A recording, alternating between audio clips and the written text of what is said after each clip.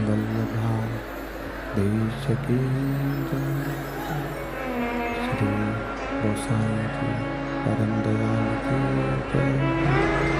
श्याम सुंदर श्री महात्मा की जय। काशी विश्वनाथ भगवान की जय। गौरा महारानी की जय। श्री गणेश जी महाराज की जय।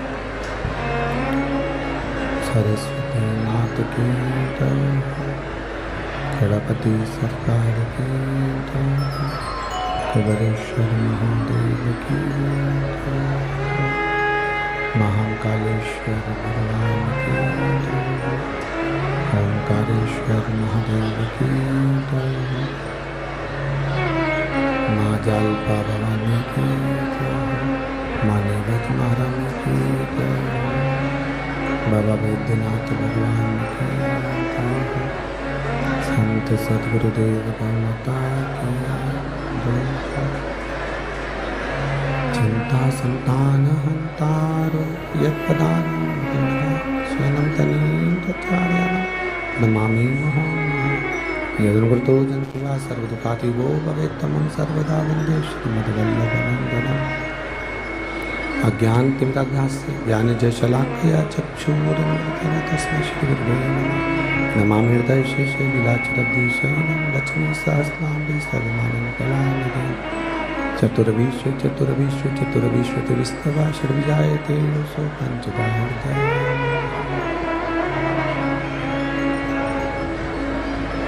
बोले विश्वनाथ भगवान की जय।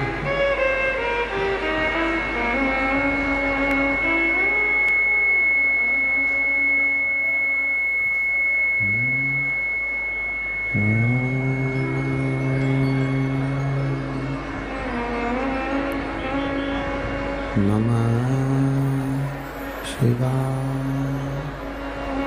ओम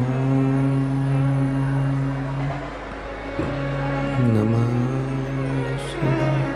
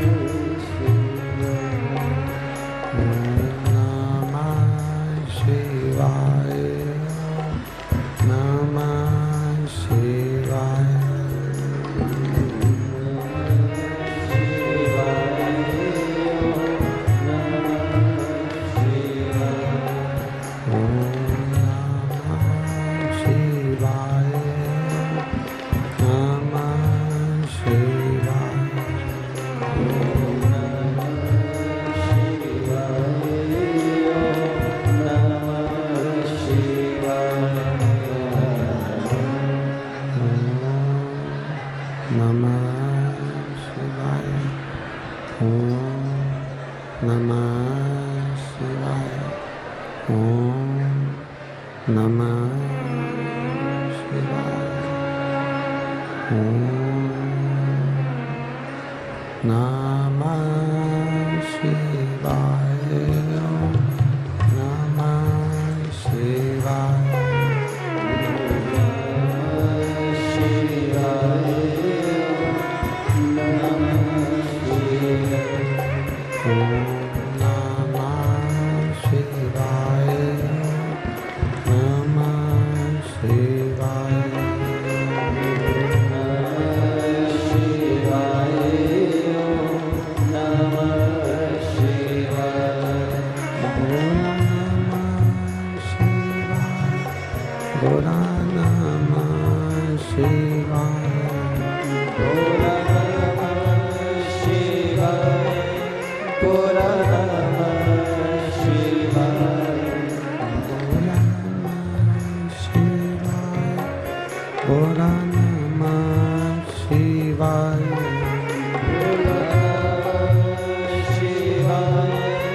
Gora Namah Shivaya.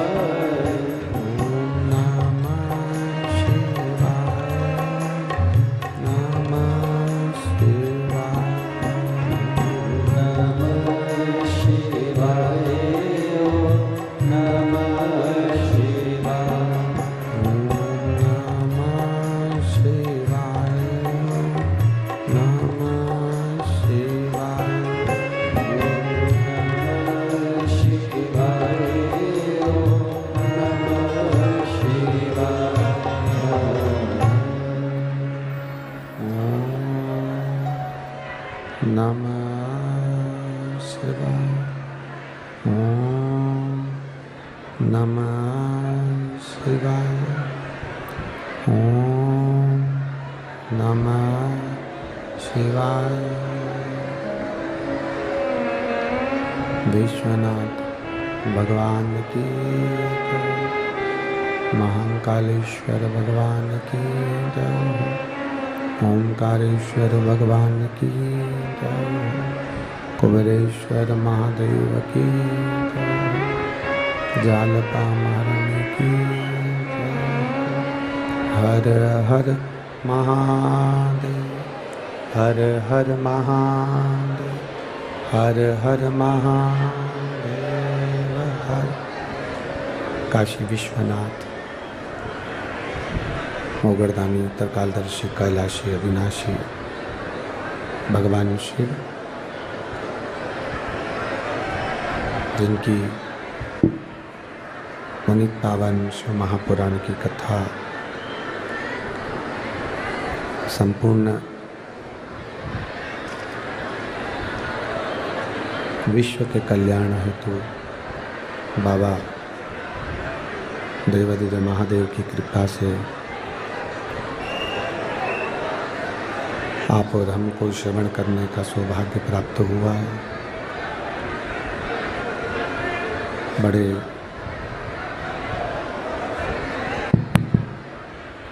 भाग्यशाली हैं सभी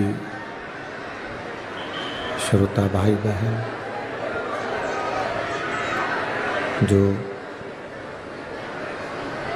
भगवान शिव की पुनीत पावन शिव महापुराण की कथा इसे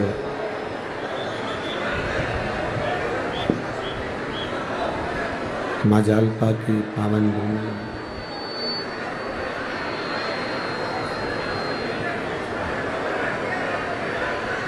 माँ नेवज के पावन तट पर माँ जालपा की पुनीत पावन पवित्र भूमि पर ये पावन शिव महापुराण की कथा श्रवण करने का सौभाग्य प्राप्त हुआ है। संपूर्ण राजगढ़ के निवासी, संपूर्ण राजगढ़ के निवास करने वाले सभी श्रोता भाई बहन जो भगवान शिव की पुनीत पावन शिव महापुराण की कथा को श्रवण करने के लिए यहाँ पधारे हैं। कथा के मुख्य यजमान श्री हरिचरण जी तिवारी, श्री श्यामाचरण जी तिवारी, श्री रमाकांत जी तिवारी, श्री हरिमोहन जी तिवारी, श्री आशीष जी तिवारी, श्री स्वदेश जी तिवारी, श्री अभिषेक जी तिवारी, श्री निधेश जी तिवारी एवं समस्त आशीष हरिचरण तिवारी परिवार और राजगढ़ के सभी श्रोता भाई बहन एक बार यजमान परिवार के लिए जोरदार ताली बजाकर स्वागत वंदन अभिनंदन।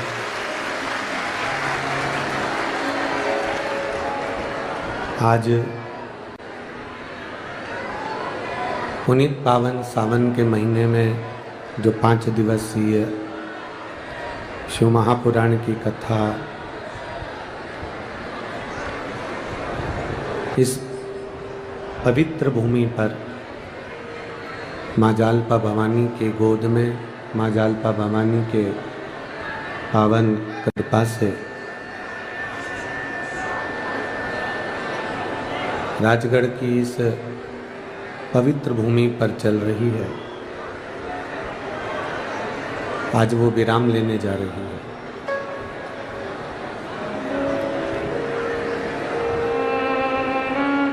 5 दिन आप लोगों ने बड़े ध्यान से, बड़े भाव से, बड़े हृदय से शिव महापुराण की कथा को श्रवण किया। आज कथा का विराम दिवस है। जहां आप बैठकर कथा सुन सकते हैं वहां सुने। और बाबा देवाधिदेव महादेव से अपने हृदय की बात भगवान शिव से कहा। तेरी कृपा बिना न हिले एक भी अणु, लेते श्वास तेरी कृपा से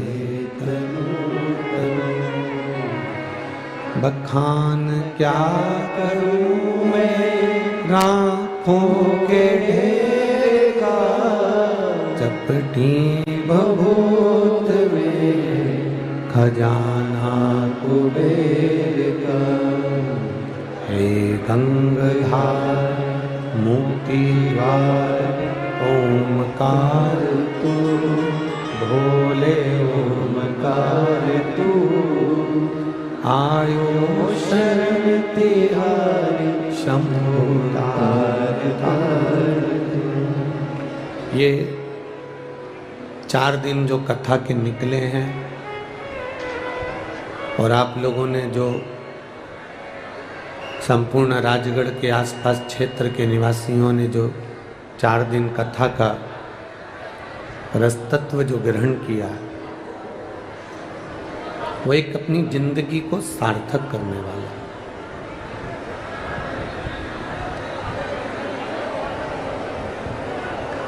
कल भी कथा में कहा था, परसों भी कहा था कि जिसने अपने जीवन में थोड़ा कष्ट सहन करा है,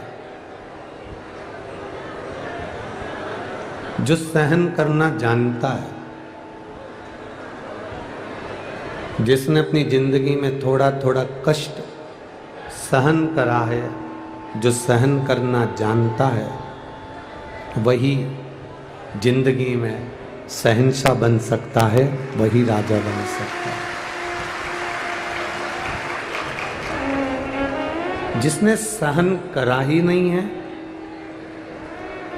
किसी ने अपशब्द कहा और आप सहन नहीं कर पाए, किसी ने आपको गाली दी और आप सहन नहीं कर पाए, किसी ने आड़ा टेढ़ा बोला और आप सहन नहीं कर पाए, जो सह गया दुनिया के दुख को, गाली को, अपशब्द को, तानों को, लोगों के इल्जाम को, लोगों के अपशब्द को, दुख को, परेशानी को जो सह जाता है, दुनिया में वही शहंशाह बन जाता है, जो सह गए। अब आज हमारी स्थिति ये हो गई है, प्रत्येक घर में रहने वाले प्रत्येक मनुष्य की स्थिति ये हो गई है कि उससे सहन नहीं होता, उससे सहन नहीं होता। जितने मानव हैं, जितने मनुष्य हैं, जिसने अपने जीवन में थोड़ा ना थोड़ा दुख सहा है, लोगों के शब्दों को, अपशब्दों को, तानों को जिसने सहा है, वही इस संसार पर राज्य कर सका है और वही शहंशाह बन सका है। जो सहना ही नहीं जाना, मेरे राम जी महाराज ने कितना सहा। माता केकई ने अपशब्द कहे, माँ मंथरा ने उनको भड़का दिया, केकई माँ ने उनको वन भेज दिया, वो भटकते रहे, घूमते रहे। बीच में माँ जानकी जी चली गईं, भूखे रहे, भोजन ना मिला, फल का सेवन करते हुए वनवासी के कपड़े पहनकर अपने जीवन को मेरे राघव जी ने जिया। मेरे भगवान कृष्ण कारागार में जन्मे, कारागार से निकले, माँ यशोदा की गोद में अपने माता पिता को छोड़कर पहुंचकर, अपने माता पिता को छोड़, कितना सहा। वृंदावन, गोकुल, बरसाना, नंदगांव सब छूट गया मेरे ठाकुर जी का, और आखिरी में मथुरा में निवास किया। मथुरा भी छूट गया, द्वारिका में निवास किया। कितना सहा मेरे भगवान कृष्ण ने। राम जी ने सहा तो अयोध्या के राजा बनकर बैठ गए, भगवान कृष्ण ने सहा तो द्वारिका के राजा बनकर बैठ गए। आप जिस दिन सहना सीख जाओगे उस दिन आप भी कहीं ना कहीं के राजा बनकर बैठ जाओगे, ये निश्चित है। एक बहू बात बात में कह देती है मैं किसी की नहीं सुनूंगी, मैंने अभी तक किसी का नहीं सुना, मैं सह नहीं सकती, मैं नहीं सुनूंगी। बहू कहती है मैं किसी की नहीं सुनूंगी, सास कहती है मैं किसी की नहीं सुनूंगी, बेटा कहता है मैं किसी की नहीं सुनूंगा, बाप कहता है मैं किसी की नहीं सुनूंगा, पड़ोसी कहता है मैं किसी की नहीं सुनूंगा। तो सुनेगा कौन? सियोर वाला महाराज।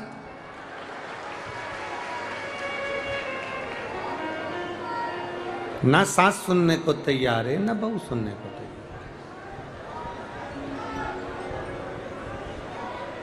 ना सास सुनने को तैयार है ना बहू सुनने को तैयार है। और हमारी सहनशीलता गिरती चली गई, हमारी सहनशीलता समाप्त होती चली गई।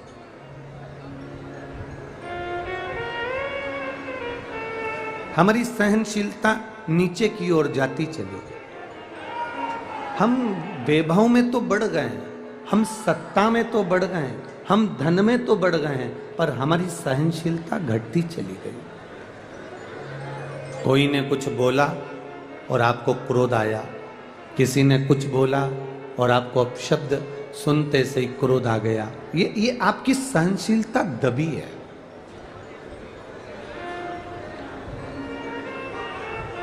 एक सरल सी बात आपके जीवन में उतारिएगा, एक सहज सी बात आपके भीतर रखिएगा। महाराज, मेरा निवेदन है सभी श्रोता भाई बहनों से, ये इतने सारे जो भक्त लाखों की संख्या में आए हैं, ये कथा सुनने के लिए आए हैं। मेरा केवल थोड़ा सा निवेदन है, आप 4-5 लोग 6 लोग या तो कहीं जगह मिल जाए तो बैठ कर शांति से इतने लोगों को कथा सुनने दें जैसे जिंदगी सार्थक हो जाए। 5वें दिन की कथा है। आज मेरा बाबा क्या तुमको देकर चले जाएगा पता नहीं, उसको दिल से आप रिझा लें। 3 घंटे की कथा में आधा घंटा आशीष भैया ले लेते हैं, 2.5 घंटे की कथा हम बोल पाते हैं। अगर आप सुन लेंगे, स्वीकार कर लेंगे तो हम लुटा कर चले जाएंगे, बाद में आपकी मर्जी है, आप उसको स्वीकार करें ना करें। बस इतना निवेदन है कि हमको टाइम पास करना नहीं आता कि हम कथा में 2-4 भजन गा दें और टाइम पास कर दें, और 2-4 भजन गाकर थोड़ी बहुत टाइम पास कर 3 घंटे पूरे कर अपने घर चले जाएं। आप लोग इतनी दूर दूर से हजारों रुपए खर्च कर आते हो, आपकी इस झोली में मेरा भोलेनाथ कुछ देकर भेज दे, बस इतनी कामना हम बाबा से करते हैं। आप जितने शांति से कथा का आनंद लेंगे उतनी जिंदगी की सार्थकता है, उतना अपने जीवन की एक आनंदता। हमारी सहनशीलता घट रही है, हमारी सहनशीलता समाप्त हो रही है। हमें कोई अपशब्द कह देता है, हमें कोई ताना दे देता है, हमें कोई गाली दे देता है और हम क्रोध में आ जाते हैं।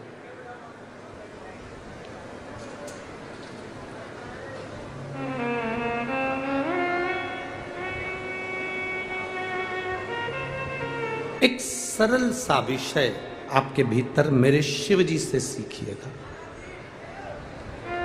मेरे शंकर भगवान से एक सरल सा विषय आप अपने जीवन में सीखिएगा। मेरे भोलेनाथ जी से आप एक सरल सा विषय अपने जीवन में उतारिएगा। शंकर भगवान के जीवन में भी कष्ट कम नहीं थे। दुनिया को अमृत मिला और मेरे महादेव को विष मिला। कोई कोई घर की बहू ऐसी होती है, कोई कोई घर का बेटा ऐसा होता है, कोई कोई घर की माताएं ऐसी होती हैं, कोई कोई घर के बुजुर्ग ऐसे होते हैं, कोई कोई घर के बहन बेटी, घर का बड़ा, घर का बुजुर्ग, घर का समाज का कोई ना कोई व्यक्ति ऐसा होता है जिसको सुनना पड़ता है, जिसको सहना पड़ता है। और जिस दिन आपने सहने की और सुनने की आदत डाल ली, उस दिन आपकी जिंदगी सार्थक हो गई, उस दिन आपका जीवन सार्थक हो गया। क्या महादेव जी के जीवन में दुख नहीं आया? शंकर भगवान के सम्मुख में विष का प्याला आया, पी गए।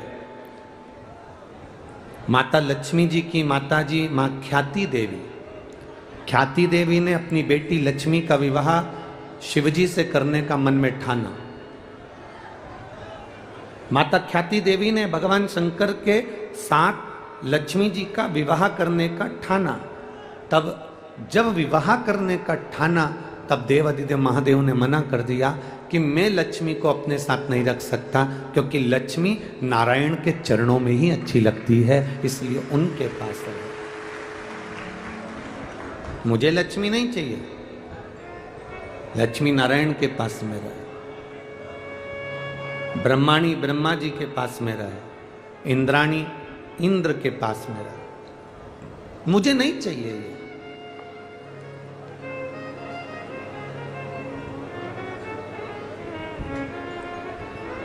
विष आया, कष्ट आया,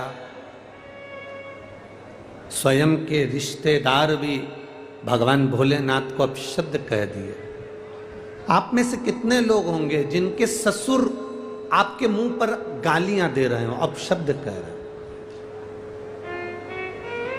जमाई के, एक बहू को सास अपशब्द कह देती है, एक बहू को ससुर अपशब्द कह देता है, पर बहुत कम स्मरण में आता होगा कि कोई जमाई को ससुर अपशब्द कह रहा। भरी सभा में, पूरी सभा लगी हुई है, पूरी सभा, और इतनी बड़ी सभा में अपशब्द ससुर अपने दामाद को कह रहे हैं कि मैं शंकर, तुमने अपने ससुर का सम्मान नहीं करा, इसलिए मैं तुम्हें श्राप देता हूं कि तुम शमशान में निवास करोगे। तुम मेरा अपमान करे हो, इसलिए मैंने तुम्हारा अपमान कर दिया। शिवजी का अपमान करना कोई बात नहीं है, शंकर भगवान कभी किसी का अपमान नहीं करे हैं, बस भोलेनाथ जी अपमान नहीं करे। शंकर भगवान तो अपने सुध में बैठे हुए थे, राम नाम में, कृष्ण नाम में मेरे महादेव ऐसे डूबे रहते हैं, नारायण के नाम में मेरे शंकर ऐसे डूबे रहते हैं कि उन्हें सुध भी नहीं रहती, उनको सुध नहीं रहती मेरे महादेव को।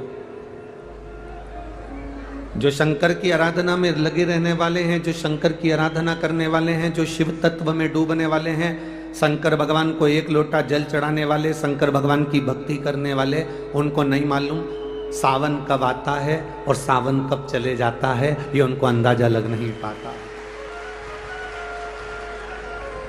कब सावन आ गया, कब सावन चले गया, ये नहीं मालूम। आप में भी कई माताएं ऐसी बैठी हैं, आप में भी कई भाई, कई बेटे, कई बेटियां ऐसी बैठी हैं जिनको ये भी नहीं मालूम पड़ा कि अधिक मास कब आ गया, कब चले गया।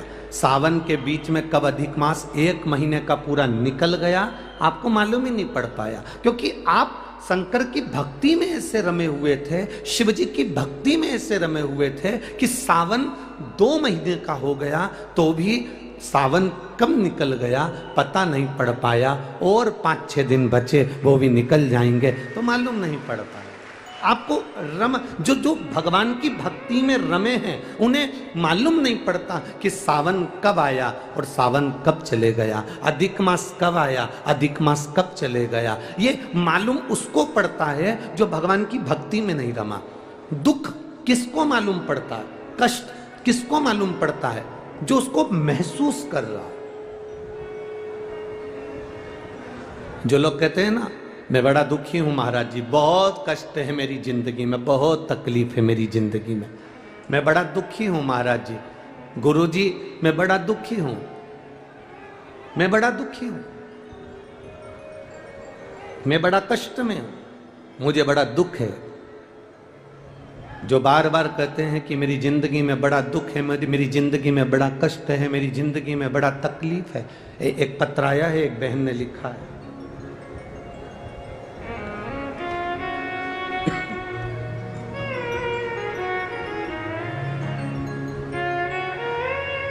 रामेश्वर गुप्ता, संगीता गुप्ता, कहीं बैठी हो तो हाथ हिला सकती हैं, कहीं बैठी हो तो अपना हाथ हिला सकती हैं। रामेश्वर गुप्ता दिख गई क्या? हाँ, हाथ हिला तो बहन ऐसा एक बार, हाँ ठीक है, दिख गए, हाथ हिला। रामेश्वर गुप्ता, संगीता गुप्ता, राजस्थान, कोटा, केशोरया पाटन से हम आए हैं। बाबा का हम क्या गुणगान करें गुरुजी, 16 साल तक संतान का सुख नहीं हुआ गुरुदेव। ऐसा कोई व्यक्ति नहीं था जो ताना ना दिया, अपशब्द ना कहा, आड़े तेड़े वचन ना कहे हो। बांझ जैसे संबोधन से भी हमको संबोधित कर देते थे लोग गुरुदेव। सारे डॉक्टरों को, राजस्थान के, मध्य प्रदेश के सब डॉक्टरों को दिखाया पर आराम नहीं लगा। तब बाबा की कृपा का हम क्या वर्णन करें गुरुदेव।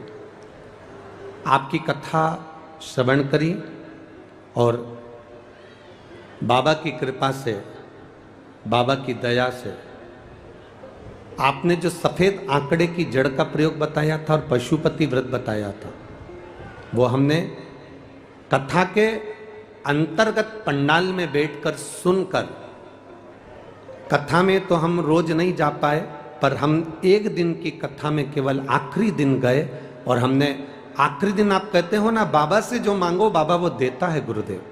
हमने पंडाल में बैठकर बाबा से केवल संतान मांगी और मेरे बाबा ने 16 साल के बाद मुझे संतान दी।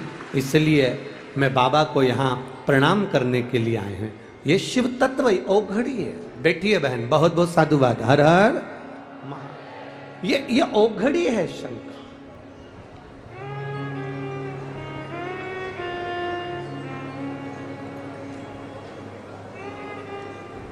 अरे तेरा ही दिया मैंने, खाया पिया है, तेरा शुक्रिया है, तेरा शुक्रिया। मुझे भोले बाबा ने बहुत दे दिया है, तेरा शुक्रिया है, तेरा शुक्रिया। ये उसकी कृपा से मिला। आप बैठ जरूर गए हो, आप आ गए हो शिव महापुराण की कथा में।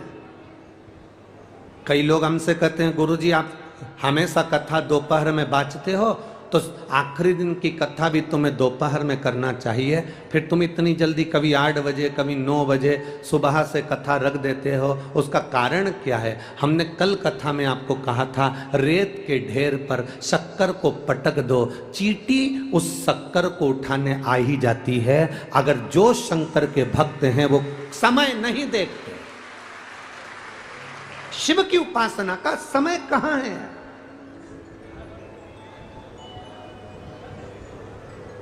बहुत सारे मिलेंगे आपको ज्ञान देने वाले, बहुत ऊंचे ऊंचे पद पर बैठकर आपको ज्ञान देंगे वो लोग, और कहेंगे शंकर की पूजन इस टाइम करना चाहिए, शंकर की आराधना इस समय करना चाहिए, शंकर को भगवान का भजन इस समय करना चाहिए, शंकर के मंदिर इस समय जाना चाहिए, शंकर का गुणगान इस समय करना चाहिए, शंकर का भजन इस समय करना चाहिए। बहुत सारे। जब तुम टीवी खोलोगे तब तुम्हें कोई ज्ञान देने वाला मिल जाएगा कि शंकर के मंदिर में पूजन का समय ये है, शंकर के मंदिर में आराधना का समय ये है, शंकर के मंदिर में पूजन का समय ये है। जब टीवी खोलोगे नए नए लोग तुमको ज्ञान देने के लिए आ जाएंगे, जो तुमको ज्ञान दे कि शंकर की पूजन का ये समय है। उनसे कहना शंकर का नाम महाकाल है, काल आने का समय बता दो तो महाकाल की पूजन का भी समय निश्चित हो सकता है। मरने का कोई समय नहीं होता। मौत नहीं देखती कि तू सुबह मर रहा है कि शाम को मर रहा है। मौत नहीं देखती कि तू दिन को मर रहा है कि रात को मर रहा है। मौत नहीं देखती कि तू 11 बजे मर रहा है कि 12 बजे मर रहा है। मौत नहीं देखती कि तू सुबह 4 बजे मर रहा है कि रात्रि के 3 बजे मर रहा है। जब मौत का समय नहीं है तो मेरे महाकाल के भजन का भी कोई समय नहीं है, मेरे शिव के भजन का कोई समय नहीं है। बहुत सारे ज्ञान देने वाले बहुत सारे आपको मिलेंगे जो दिन भर बैठकर बस यही बात करते रहेंगे, इतनी बजे मंदिर जाना चाहिए, इतनी बजे पूजन करना चाहिए, इतनी बजे आराधना करना चाहिए, इतनी बजे जल चढ़ाना चाहिए। हसीऔर वाले महाराज ने तो हर कभी लोगों को मंदिर भेज दिया। जो कह दे कि मौत का समय होता है तो हम भी कह देंगे कि मंदिर जाने का समय होता है। जब दिल करे तब महादेव का भजन करिए। जो कह दे कि मरने का समय निश्चित है, मृत्यु का समय निश्चित है, कि ये सुबह 4 बजे मरेगा, ये 3 बजे मरेगा, ये 5 बजे मरेगा, तो हम भी कह देंगे कि मंदिर जाने का समय ये है। भगवान के भजन का, भगवान को पूजने का, भगवान की आराधना का, शंकर की स्तुति का और भगवान के मंत्र जाप का कोई समय नहीं होता। जब तुम्हारी मर्जी पड़े तब भजन करो, जब तुम्हारी मर्जी पड़े उस समय पर भजन करिए। द्रौपदी, जिसका रजस्वला धर्म, 3 दिन के रजो धर्म में थी द्रौपदी, केवल तीसरे दिन का स्नान करा था द्रौपदी ने रजो धर्म में, और दुशासन उसके बाल पकड़कर सभा में लेकर आ गया। अगर द्रौपदी सोचती कि मैं रजो धर्म में हूं, मैं रजस्वला हूं, मैं भगवान को कैसे भजूं, मैं भगवान को कैसे पुकारूं, पर द्रौपदी रोती रोती जब अपने गुरु द्रोणाचार्य के सामने पहुंची तो गुरु जी ने कह दिया, द्रौपदी कोई तुझे नहीं बचाएगा, बचाएगा तो वो जो मैंने तुझे गुरु मंत्र दिया है, जो मैंने तुझे मंत्र प्रदान करा है, वो मंत्र भज।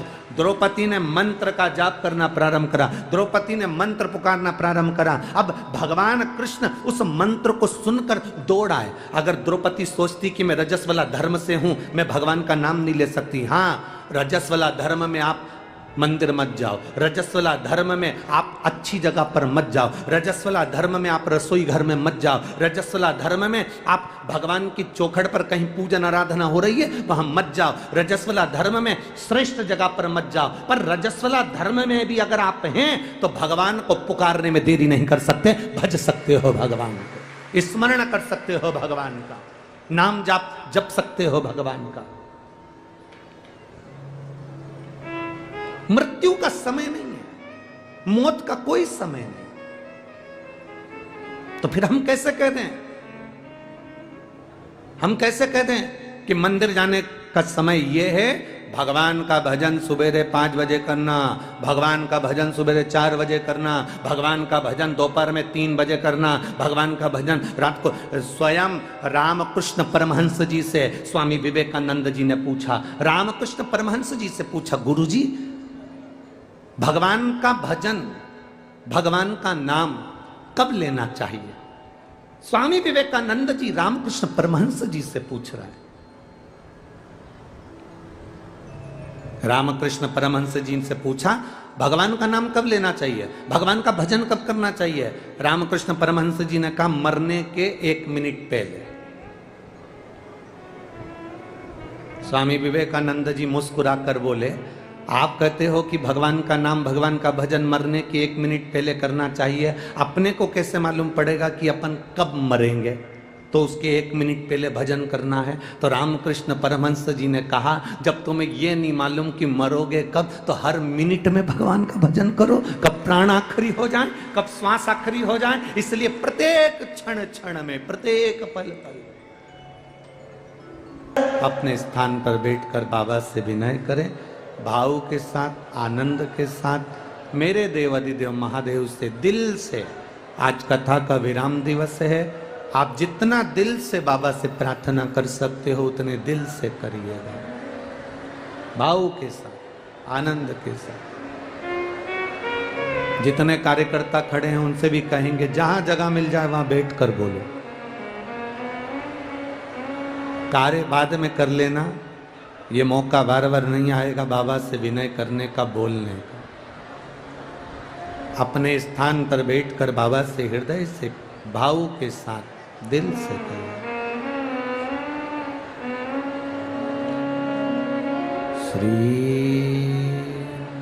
शिवाय नमस्तु, श्री शिवाय नमस्तु, श्री शिवाय नमस्तु, श्री शिवाय नमस्तु श्री शिवाय नमस्तु भोला सब दुख काटो हमारा, ओ भोला सब दुख काटो हमारा। शिव शंकर जपूं तेरी माला, भोले बाबा जपूं तेरी माला, भोला सब दुख काटो हमारा, ओ भोला सब दुख काटो हमारा। वेश मंगल मंगलकारी, वेश मंगल मंगलकारी, शमशान वासी हमारा, शमशान वासी हमारा, ओ भोला सब दुख काटो हमारा, ओ भोला सब दुख काटो हमारा। कोई तुमसे कहे कि इतनी बजे भगवान को भजना चाहिए, कोई तुमसे कहे कि इतनी बजे मंदिर जाना चाहिए, कोई तुमसे कहे इतनी बजे भगवान की भक्ति करना चाहिए, भजन करने का कोई समय नहीं, भगवान की भक्ति का कोई समय नहीं है। दुख, तकलीफ, कष्ट, बीमारी, रोग या कोई तकलीफ हमारे पास आती है तो समय देखकर नहीं आती, तो भगवान भी हमारे पास आए तो समय देखकर नहीं आए, जब दुख हो तब मेरा महादेव हमारे पास आए।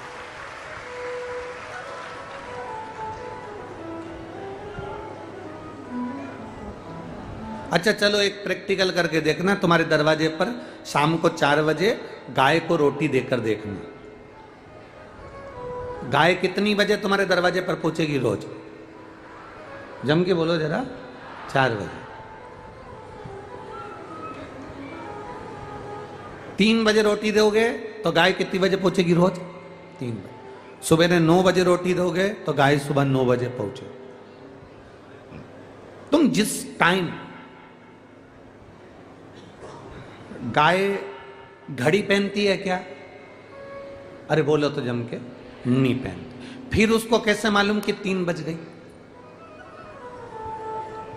फिर उसको कैसे मालूम कि 3 बज गई? उसको कैसे ज्ञात है?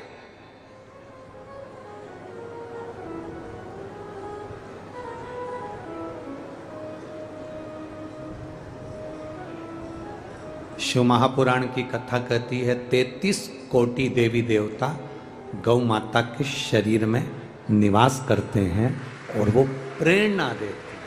33 कोटि देवता। मैं राजगढ़ की राधा रानी गौशाला के लिए धन्यवाद देता हूँ, जो विकलांग गायों को और सहजने में लगे हैं, उनको संभालने में लगे। बहुत बहुत साधुवाद है राधा रानी गौशाला राजगढ़ क्षेत्र को, बहुत सारे।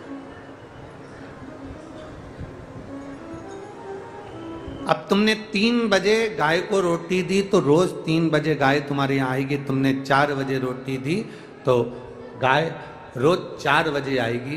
5 बजे रोटी दी तो 5 बजे आएगी। अब तुम अंदाजा लगा कर बैठना, तुम सवेरे केवल एक बार सवेरे 9 बजे भगवान का भजन करते हो तो भोलेनाथ भी कह देगा जब ठीक 9 बजे तेरे को तकलीफ आएगी तब मैं भी आऊंगा, 9 बजे ही आऊंगा।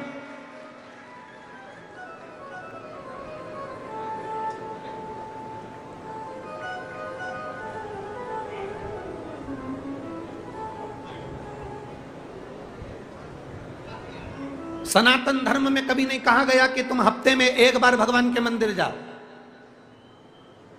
सनातन धर्म में कभी नहीं कहा गया कि तुम हफ्ते में एक बार भगवान के पास पहुंचो। हमारे सनातन धर्म में नहीं लिखा कि हफ्ते में एक बार आना। हमारे सनातन धर्म में तो लिखा है जब तेरा दिल कर जाए अपने बाप से मिलने पहुंच जाना, पिता से मिलने के लिए आना। एक पत्र आया, उस पत्र में एक बेटी ने लिखा है कि मैं पूजा पारेता, पति श्री शिवराज पारेता, निवासी रंगबाड़ी, वार्ड क्रमांक 8, कोटा राजस्थान की निवासी हूं। कहीं बैठी हो तो हाथ हिला सकती है। अगर कहीं बैठी हो दिख कहीं क्या? हाँ, हाथ हिला दो बहन, ठीक है, दोनों हाथ हिला दीजिए। वार्ड क्रमांक 8, कोटा राजस्थान की निवासी हूं। मैं शिव महिमा का क्या वर्णन करूं गुरुदेव। मेरे गर्भ से 2 बेटियों ने जन्म लिया था। गर्भ में बच्चों को पीलिया होने के कारण बस गर्भ के अंदर ही दोनों बेटियों की तकलीफ हुई, जन्म हुआ। एक बेटी स्वस्थ हुई और एक बेटी, जो जुड़वा बच्चे थे उसमें एक बेटी स्वस्थ हुई, एक बेटी उसमें शरीर से विकलांग हुई, पांव से चल नहीं सकती थी, माइंड खराब था, मुंह से बोल नहीं सकती थी। ये बात है गुरुजी 2016 की। समय आया 2019 में, मेरी जो स्वस्थ बेटी थी, जो चलती थी, फिरती थी, बात करती थी, अच्छी रहती थी, सब काम कर लेती थी, वो बेटी अचानक उसको तकलीफ हुई और मेरी वो स्वस्थ बेटी मर गई। अब बची मेरी एक बेटी जो माइंड से विकलांग, पाँव से जिंदगी भर चल नहीं सकती। डॉक्टर के हिसाब से वो पलंग पर पड़ी रहती थी, जिसका शरीर काम नहीं करता था, माइंड काम नहीं करता था। डॉक्टर के हिसाब से वो विक्षिप्त थी। डॉक्टर को दिखाया तो उन्होंने कहा इसका कितना भी इलाज करा लो, ये चल नहीं पाएगी और ना कभी बैठ पाएगी और ना कभी माइंड से कोई काम कर पाएगी, ना कभी बोल पाएगी। मैं बाबा का क्या गुणगान करूं गुरुदेव। 2021 से आपकी कथा सुन रही हूं, मन करा कि भगवान ने एक बेटी छीन ली और एक दी है, तो क्यों ना इतने पत्र महाराज पढ़ते हैं तो बाबा से एक बार मैं भी प्रार्थना करूं। हम कुबेरेश्वर धाम गए, वहाँ जाके प्रणाम करा, एक रुद्राक्ष लाए, उस बेटी के गले में डाल दिया, एक रुद्राक्ष पानी में डालकर उसको पिलाना चालू करा। मैं कुबेर भंडारी का वर्णन क्या करूं गुरुदेव। बाबा की ऐसी कृपा हो गई, आज मेरी बेटी अपने पाँव से चलने लगी और उसका माइंड काम करने लगा। हम उस बेटी को भी साथ में लेकर आए। आइए बेटी साथ में, बाबू आइए, तो खड़ा कर दीजिए उसको थोड़ा सा। हाँ ठीक है, हाथ हिला दो एक बार। हर हर महादेव। बाबा की कृपा का हम क्या गुणगान कर। बैठिए बाबू, बैठिए। श्री शिवाय नमस्तुभ्यं। शिव तत्व इसी को कहते हैं। जहां सारे डॉक्टर फेल हो जाते हैं तब एक डॉक्टर ऊपर भी बैठा है। एक बैठा है ऑपरेशन करते समय, अंतिम श्वास के समय पर अच्छे से अच्छे हॉस्पिटल के डॉक्टर भी कह देते हैं हमने अपना काम पूरा कर दिया, अब उसके हाथ में है। मतलब डॉक्टर को भी मालूम है कि एक डॉक्टर और है जो कर सकता है।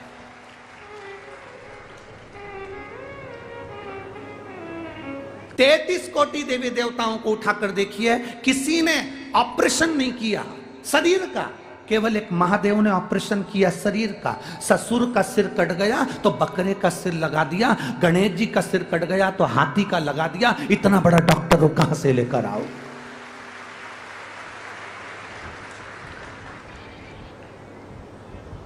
हमारे यहां हड्डी जोड़ देते हैं, हमारे यहां प्लास्टिक के उसमें लोहे की राड डाल देते हैं, पर जरा विचार करो वो डॉक्टर कितना प्रबल होगा जिसको महामृत्युंजय कहते हैं, जो धड़ पर हाथी का मुख रख सकता है, जो धड़ पर बकरे का मुख रख सकता है, वो डॉक्टर कितना प्रबल होगा।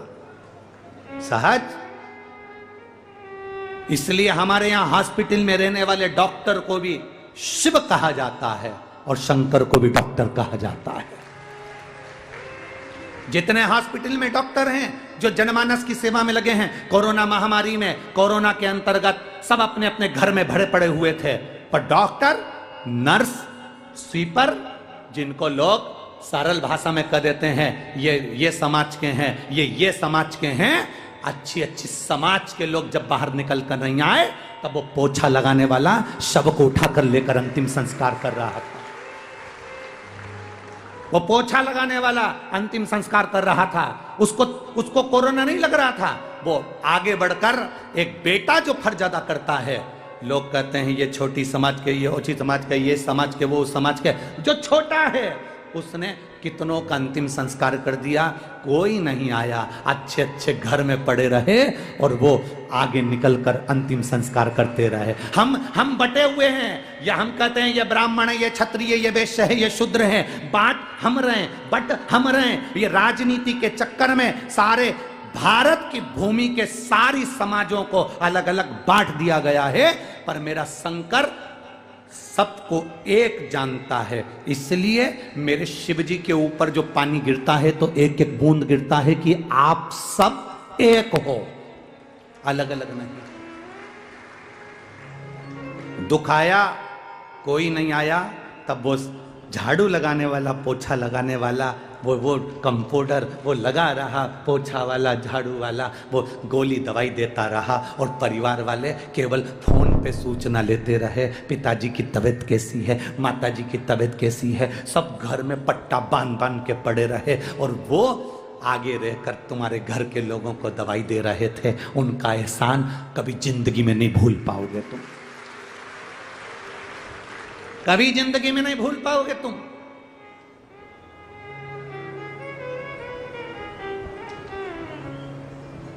और हम जातियों में बट रहे हैं, हम ऊंचे ये नीचा, हम ऊंचे ये नीचा, हम बड़े ये छोटा। रोटी तो उतनी खाते हो, हम बड़े ये छोटा, हम ऊंचे ये नीचा। रोटी तो उतनी खा रहे हो, शरीर में तुम्हारे को जब खून की जरूरत पड़ती है तब लिखकर भेजना कि मैं ब्राह्मण हूं, तो ब्राह्मण का ही खून चढ़ाना रे। मैं क्षत्रिय हूं तो क्षत्रिय का खून चढ़ाना रे। मैं वैश्य हूं तो वैश्य का खून चढ़ाना, मैं शूद्र हूं तो शूद्र का खून चढ़ाना। डॉक्टर नहीं देखता कि तुम्हारे शरीर में जब खून की कमी पड़ती है, तुम्हारे शरीर में जब ऑपरेशन होता है, जब तुम पड़े रहते हो और खून की कमी होती है, तब ये पूछा नहीं जाता कि ये ब्राह्मण का है कि क्षत्रिय का है कि वैश्य का है कि शूद्र का है। तब तो केवल प्राण बचाए जाते हैं कि कैसे भी प्राण बच जाए। ब्लड किसका है, खून किसका है, बस प्राण बच जाए। तो परमात्मा भी नहीं देखता रे कि तुम कौन हो, परमात्मा तो ये देखता है कि तुम भजन कैसा कर रहे हो, मुझे पुकार कैसे रहे हो, मुझे भज कैसे रहे हो। भगवान ने कभी नहीं देखा कि तुम सोने के सिंहासन पर भगवान को रखोगे तो भगवान ज्यादा प्रसन्न होगा, तुम ज्यादा डेंटिंग पेंटिंग करके कथा में जाओगे तो भगवान ज्यादा प्रसन्न होगा। भगवान तो नहीं होगा, बेरूलाल हो जाएगा।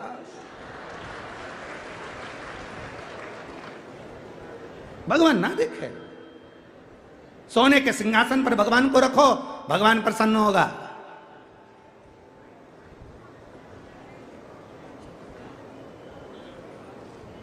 रोज 56 भोग खाने को दो, भगवान प्रसन्न होगा। ना ना ना, कभी भगवान से पूछना आप 56 भोग से प्रसन्न होते हो, तो भगवान भी कह देगा अगर 56 भोग से प्रसन्न होता तो द्रौपदी के घर में आधा चावल का दाना झूठा खाने नहीं जाता, विदुरानी के घर पर छिलके खाने नहीं जाता। मैं तो छिलके भी खा लेता हूं, छिलके विदुरानी के घर। और विदुर नहीं थे घर विदुरायन,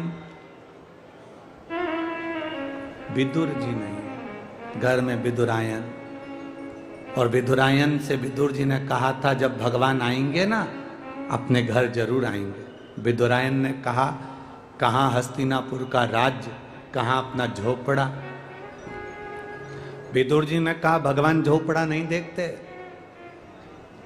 भगवान महल नहीं देखते, आएंगे जरूर।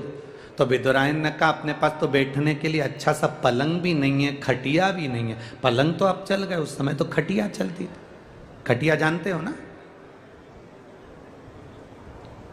ये निबाड़ की नहीं, रस्सी वाली खटिया। तो पहले तो खटिया चलते थे, तो कहा कि अपने यहाँ तो खटिया भी सही नहीं है। एक खटिया है जिसकी रस्सी को चूहे ने कतर दिया, ऊंदरा ने 14 जगह से। अब ऊंदरा से कटी हुई खटिया पे भगवान को बिठाएंगे, अच्छा लगेगा? तो फिर उस समय पर विदुर जी ने एक नई खटिया बनवाई, पलंग, चंदन की, उसमें चारों तरफ पाटी थी और उसमें पट्टा लगा हुआ था, उसमें निवाड़ लगी हुई थी, रख दी। अब विदुरायन ने सोचा भगवान आएंगे जब बिछाऊंगी। भगवान आ गए, विदुरायन सुध भूल गई, आओ प्रभु बैठो। अब बिछाना थी नई, बिछा दी पुरानी। भगवान से कह रही है बैठो ना बाबा, ठाकुर बैठो। द्वारिकाधीश बोले काकी इस पे बैठूं? काकी बोली नई बनवाई है। भगवान बोले नई ऐसी है तो पुरानी कैसी होगी? जिस खटिया की अंदर की रस्सी को ऊंदरा ने, चूहे ने 14 जगह से कतर दिया और रस्सी नीचे ऐसी लटक रही जैसे बंदरवाल नीचे लटक रही, और विदुरानी कर रही नई बनवाई है। भगवान मन में सोचे नई ऐसी है तो पुरानी कैसी होगी? विदुरानी फिर बोली बैठो बैठो। भगवान उस लकड़ी की पाटी पर बैठ गए। भगवान को मालूम है अंदर जाऊंगा तो फिर बाहर नहीं आ पाऊंगा, निश्चित है, तो पाटी पर बैठे। विदुरानी बोली हमने नई बनवाई और तुम तो ऐसी छुआछूत कर रहे हो, अच्छा लग रहा है, खस को अंदर। अब द्वारिकाधीश सोच रहे तू तो खुद खसकी हुई है और मुझे खसका रही है। अब भगवान सोचे कि मैं बोलूं तो बोलूं। इतने में विदुरानी बोली अभी रुको, मैं तुम्हारे लिए खाने का सामान लाती हूँ। भगवान बोले रहने दे, मेरा तो पेट भर रहा है। बिठाए ऐसी रही है तो खिलाएगी क्या? और डांट अलग रही है। वो केले लेकर आ गई और आते से बोली अभी तक नहीं खसका। खसक जो भगवान अंदर खसके बस भगवान पड़े। विदुरानी ने पूछा कैसा लग रहा है? भगवान कहे ऐसा लग रहा है जैसे 100 किलो कपास के गद्दे पे पड़ा, ऐसा लग। विदुरानी बोली अब मैं तुम्हारे लिए खाने का केला लाई हूं। इतने में भगवान ने सोचा चलो इतनी अकल तो है इसमें कि केला लाई, नहीं तो भाटा उठा लाती, इसका क्या ठिकाना। केला लाई और केला छील के भगवान को देने के लिए तैयारी कर रही है। और फिर केले के अंदर की जो गिरी थी उसको नीचे पटक दी, छिलका निकाल कर भगवान को दे दिया। लो, भगवान ने पूछा ये क्या है? विदुरानी बोली ये केला है। भगवान बोले वो नीचे पटका क्या है? तो कि वो छिलका है। भगवान बोले तुम्हारे यहां उल्टा खाते हैं? विदुरानी बोली तो तुम्हारे यहां उनसे खाते हैं, खाओ जल्दी केला। पटकती जाए, छिलका छिलका भगवान को देती जाए। भगवान ने विदुरानी से पूछा सारा केला हमको खिला दोगी तो फिर तुम क्या खाओगी? विदुरानी बोली जो नीचे पड़ा है वो हम दोनों खा, जो नीचे पड़ा है। अरे भगवान कृपा। दुर्योधन के मेवा त्यागे और साग भी दूर घर खाई, सबसे ऊंची प्रेम। ये प्रेम है हमारा। भगवान नहीं देखता कि तुम्हारा झोपड़ा है, घर है, तुम ब्राह्मण हो, क्षत्रिय हो, वैश्य हो, शूद्र हो। भगवान नहीं देखता। भगवान ये देखता है कि तेरे मुख से भजन कितना हुआ, राम नाम, कृष्ण नाम, शिव नाम तूने जपा कितना। और जात न पूछिए साधु की, पूछ लीजिए ज्ञान। मूल करो तलवार का, पड़ी रहन दो भगवान नहीं देखा कि तुम कितनी गाड़ी के मालिक हो, भगवान नहीं देखा कि तुम कितनी प्रॉपर्टी के मालिक हो, भगवान नहीं देखा कि तुम्हारे पास जमीन जायदाद कितनी है। भगवान तो ये देखता है कि तेरे पास भजन कितना है और तेरा भजन में बल कितना है, तेरी भक्ति कितनी है, तेरी श्रद्धा कितनी है, तेरा विश्वास कितना है। अगर विश्वास नहीं होता तो जिस डॉक्टर को कह दिया गया था, जिस डॉक्टरों ने कह दिया था कि ये लड़की नहीं उठ सकती, ये माइंड से विक्षिप्त रहेगी, बोल नहीं सकती, चल नहीं सकती, खड़ी नहीं हो सकती, वो बेटी भी अगर विश्वास पक्का है तो डॉक्टर भी मना कर दिया, वो बेटी भी उठकर खड़ी हो गई 2021 से। ये शिव तत्व है, ये घड़ी का तत्व है। दुनिया के लोग भले कहें कुबेरेश्वर धाम में क्या है, हम कहते हैं कुछ नहीं, वहां तो कंकर और शंकर है, बस दिल से जाकर झोली पसार कर उससे निवेदन कर कर आओगे, वो देकर ही भेजता है। सहज नहीं शिव, सरलता नहीं।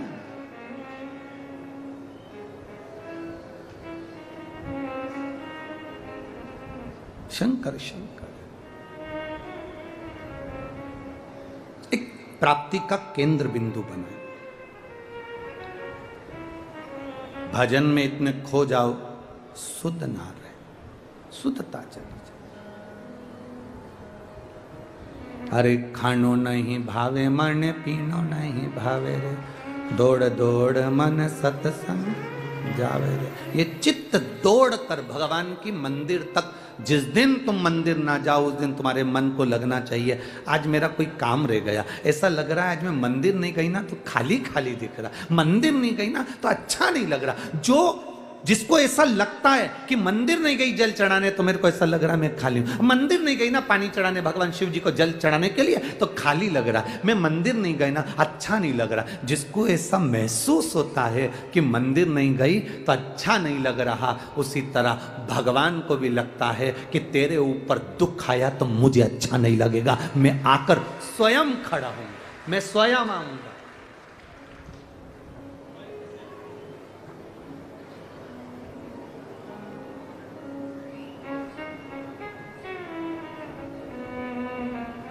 भगवान से प्रार्थना करते रहना, भगवान आखिरी श्वास तक मेरे शरीर को ऐसा बनाकर रखना कि मैं अपने कपड़े की बटन खुद लगा लूं, अपने वस्त्र स्वयं पहन लूं, अपना भोजन स्वयं कर लूं और तेरे दरवाजे पर चलकर मैं अपने पांव से आती रहूं मरते दम तक। ऐसा आखिरी श्वास तक, अंतिम श्वास तक तो मुझे ऐसा बनाकर रखा।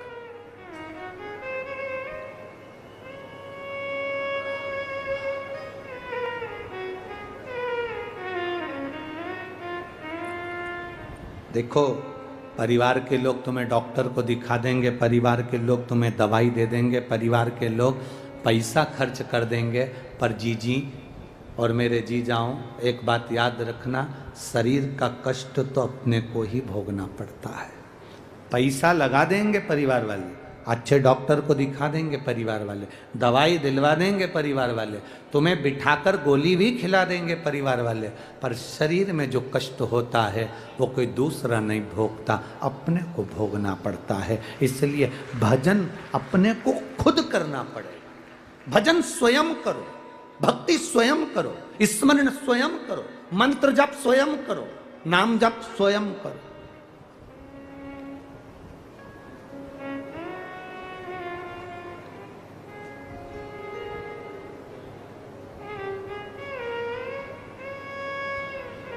जिसका चित्त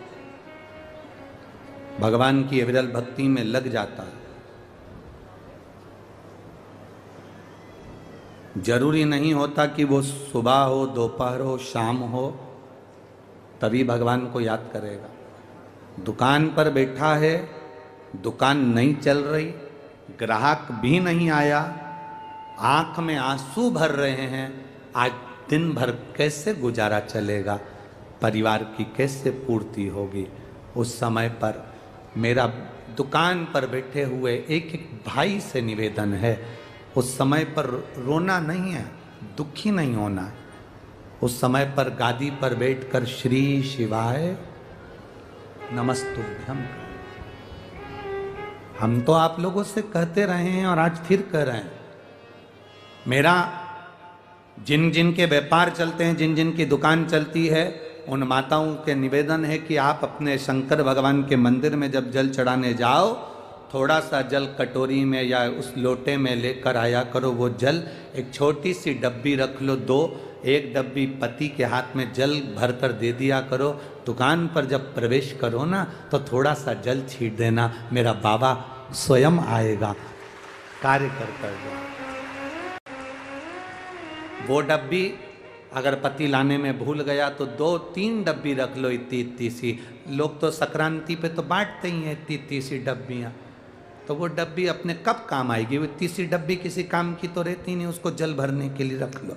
पति को बैग में पन्नी में बांध के दे दी, ये झोला ले जा रहे हो, तुम कागज ले जाते हो, मोबाइल ले जाते हो, सामान ले जाते हो, दुकान का सारा सामान ले जाते हो, तो ये डब्बी में जल भी ले जाओ। अंदर जब जाओ, भूल भी जाओ तो कोई बात नहीं, डब्बी में जल अगर दुकान के अंदर भी चले गया तो तुम्हारा कल्याण निश्चितता है। वो चलाएगा, वो देख ले, मेरा शिव तुम्हारे साथ है।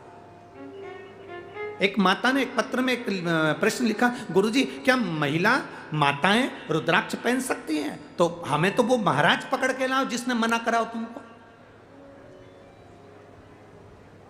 जो तुमको मना कर रहा है कि रुद्राक्ष मत पहनो, बच्चे, बूढ़े, जवान, नारी, पुरुष, सब भगवान शंकर का रुद्राक्ष अगर आपके पास में है, कुबेरेश्वर धाम का रुद्राक्ष है, आपके पास में रुद्राक्ष है, उसको लाल धागे में अपने गले में धारण करो।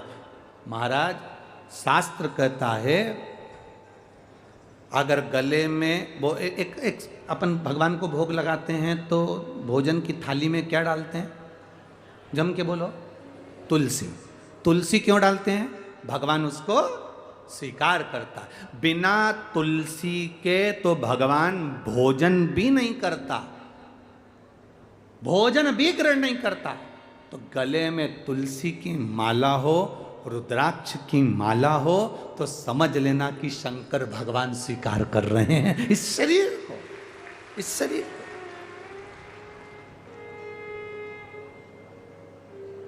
क्या मिलेगा रुद्राक्ष पहनने से? क्या प्राप्त होगा रुद्राक्ष पहनने से? जो पहनते हैं उनको मालूम होगा क्या मिलेगा। मिलने की तो जाने दो। अंत समय प्रभु वचन दिया,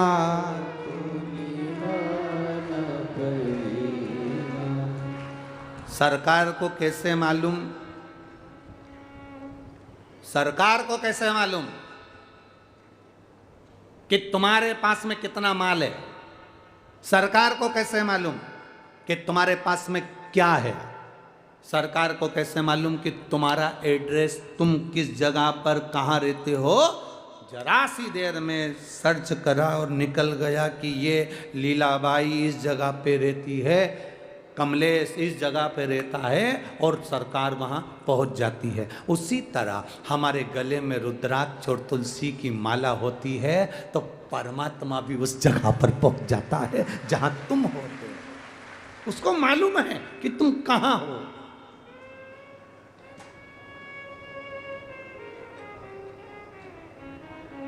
उसको मालूम है। इसलिए गले में रुद्राक्ष की, एक मन का अगर रुद्राक्ष का आपके गले में है, शिव कृपा आपके ऊपर, शिव कृपा। एक तुलसी की माला भी अगर आप गले में पहने हो तो मेरे नारायण की कृपा आप पर है, धारण करो। और मुख में हो राम नाम, राम सेवा हाथ में, तू अकेला नाही प्यारे राम तेरे साथ में। जिंदगी की बागडोर हाथ दीना नाथ के, वो महलों में रखे चाहे झोपड़ी का वास दे। ये हमारे ऊपर निर्भर करता है, हम कितना भजन करें, हम कितना स्मरण करें, हम कितनी भक्ति को धारण करें। शिव महापुराण की कथा कहती है, भगवान देवाधिदेव महादेव ने माँ पार्वती को काशी की भूमि पर, अभी जहां जिस काशी की भूमि पर जीव मुक्त हो जाता है, ऐसी अभिमुक्त भूमि पर भगवान शंकर ने मां पार्वती को भ्रमण कराया काशी की रज को।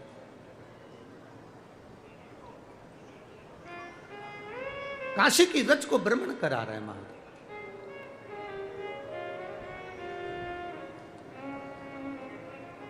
और काशी की रज पर जब भ्रमण कराया, काशी की रज पर जब घूम रहे हैं, मां पार्वती जी के मन में दो संशय भारी हैं। माता पार्वती जी के मन में दो संशय, काशी घूमते घूमते दो संशय। पहला संशय है माता पार्वती जी का, बाबा भोलेनाथ जी से कहा, मान लो कोई जीव काशी नहीं आया, मान लो कोई जीव ने शंकर भगवान का भजन, राम का भजन, भगवान कृष्ण का भजन नहीं करा। पार्वती जी कह रही हैं, ना तो कोई तीर्थ गया, ना किसी ने भजन किया, ना कोई काशी आया, ना कोई उज्जैनी गया, उसके बाद भी संसार में रहने वाला जीव अगर कैलाश धाम उसके मरने के बाद आपके चरणों में अगर आना चाहता है, तो वो ना काशी गया, ना तीर्थ गया, ना कभी उसने भजन किया, ना कभी कीर्तन किया, और वो जीव मरने के बाद आपके चरणों में अगर आना चाहता हो तो उसको क्या करना चाहिए? शंकर भगवान कहते हैं, पार्वती तुम्हारा ये संवाद, तुम्हारा ये प्रश्न अच्छा है, तुमने बहुत अच्छा प्रश्न किया। अगर कोई तीर्थ ना गया हो, अगर कोई भजन भी ना किया हो, अगर कोई भूलवश काशी भी ना गया हो, शिव महापुराण की कथा कहती है, सुनो पार्वती, जहां वो निवास करता है, जहां वो रहता है, उस भूमि पर जहां वो रह रहा है, उसके नगर में, उसके क्षेत्र में, उसकी कॉलोनी में, उसके मोहल्ले में, उसके खेड़े में कहीं शिवालय हो, और उस शिवालय के सामने से भी अगर वो निकल गया और भूल से भी शंकर मंदिर के शिखर का दर्शन कर लिया, तो भी वो कैलाश पहुंच ही जाता है। मात्र शिखर दर्शनम सर्व पाप नाशनम। तो पार्वती जी ने पूछा, आखिर शिखर में ऐसा क्या होता है? शिखर में ऐसा क्या है? आप तो मंदिर के अंदर हो, शिखर में ऐसा क्या है कि शंकर भगवान शिखर के दर्शन से भी कैलाश का वास दे देते हैं? शिखर में ऐसा क्या है? तो भगवान शंकर ने कहा, पार्वती दुनिया के लोग नहीं जान सकते, ये संपूर्ण ब्रह्मांड जब जल में डूब जाता है, सारा संसार जब समाप्त हो जाता है, केवल एक पानी का बुलबुला और उस बुलबुले पर केवल एक बिंदु रह जाता है, वो बिंदु ही शिव कहलाता है, और उस बिंदु से ही फिर वापिस सृष्टि का निराकरण होता है। ये ब्रह्म कुमारी आश्रम के अंतर्गत आप कभी जाएं तो वो दीदियां आपको बताएंगी, ब्रह्म कुमारी आश्रम के अंतर्गत वो बहनें बताएंगी कि एक बिंदु से सारा संसार है। वो बिंदु कौन? वो बिंदु है मेरा देव अधिदेव महादेव, वो बिंदु है मेरा शिव, उससे सारा संसार फैला हुआ है, सारा संसार।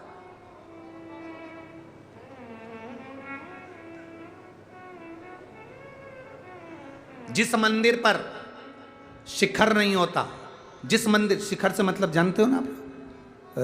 बोलो बोलो जम के। शिखर का मतलब होता है वो एक पीतल का, तांबे का एक ऊपर कलश चढ़ा होता है, देखा है आप लोगों ने? बोलो जम के बोलो।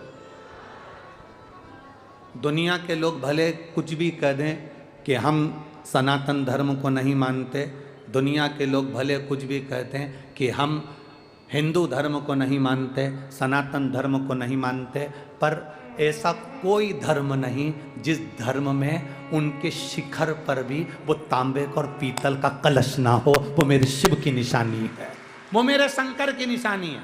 प्रत्येक धर्म में, किसी भी धर्म में चले जाओ, हर धर्म के अंतर्गत उनके शिखर पर एक तांबे का कलश, पीतल का कलश होगा। शिव महापुराण में शंकर भगवान माता पार्वती को उस काशी की पावन धरा पर वर्णन करते हुए कह रहे हैं, पार्वती दुनिया के लोग मुझे मंदिर के अंदर चाहते हैं कि मैं मंदिर के अंदर हूं, ऊपर जो तांबे का शिवलिंग की आकृति का जो छोटा सा शिखर मंदिर के ऊपर शिखर पर चढ़ा होता है पार्वती, वो मेरा प्रतिबिंब, मेरा स्वरूप होता है। चाहे वो कोई भी धर्म हो,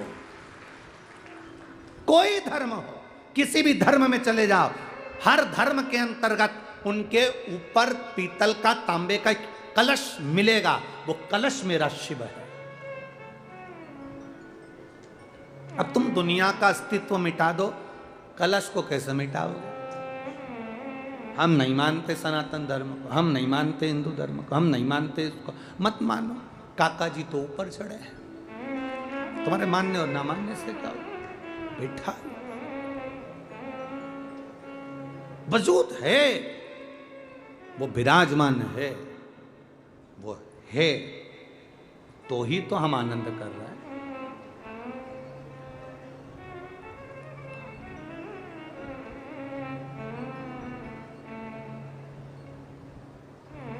चंद्रायन 3 की लैंडिंग होना है 2-1 दिन के अंदर। आज ही है बस। तो फिर यहाँ इतने बैठे हो और जितने आस्था चैनल पर सुन रहे हैं, जितने फेसबुक यूट्यूब पर सुन रहे हैं और जितने यहाँ बैठे हैं, एक बार दिल से बाबा से प्रार्थना करना कि हमारे भारत का गौरव फिर बढ़े और फिर आनंद हो। सारे वैज्ञानिकों को, सारे रिसर्चों को और इस भारत के एक एक वैज्ञानिक गौरवों को मेरी ओर से बहुत बहुत बधाई, अग्रिम बधाई। बाबा कृपा करे, शिव कृपा हो और मेरे भारत का ये ध्वजा, मेरे भारत की ये पताका फिर पूरे चारों तरफ विश्व गुरु के रूप में फेमस प्रसिद्ध हो। यही आनंद। बोल भारत माता की। फिर वो एक ध्वजा चमके पूरे विश्व में।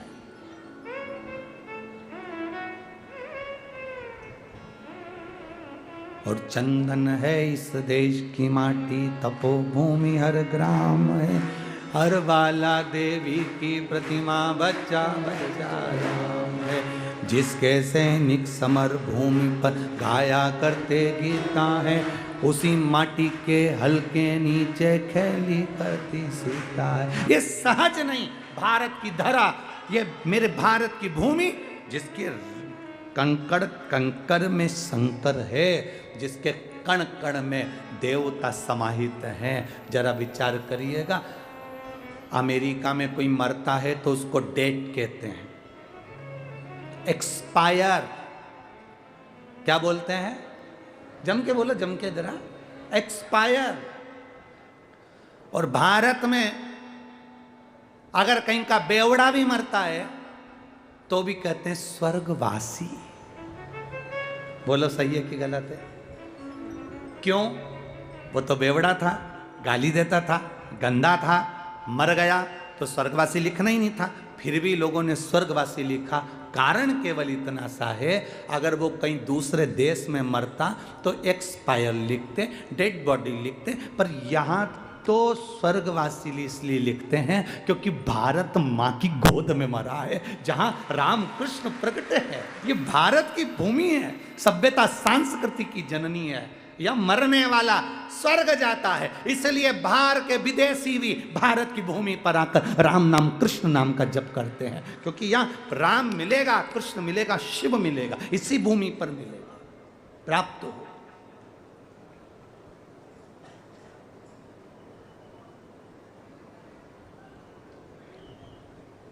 मिलेगा, आप ढूंढो उसको।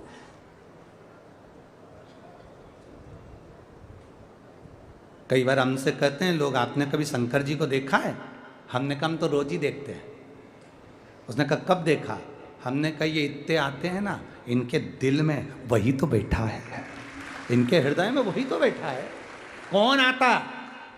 सबके बच्चे स्कूल जाते हैं, सबके घर में काम पड़ा है, सवेरे 9 बजे तुम्हें कथा में पहुंचना है तो 3 बजे से उठी होगी, 3 बजे से रात से उठी होगी, तब घर का झाड़ू काम सब करके, सब धर धुरा के और छोरा छोरी चिल्ला भी रहे, कहाँ जा रही? इतने में के भी दिया, ना ना मार से मत बोल जो, मार से। तो तू जा कहाँ है भाई, कहाँ जाए? ओ भाई, ना ना दोष दूंगी, मार मार से मत बोल। नहा धो के सुबह देख झाड़ झुड़ा के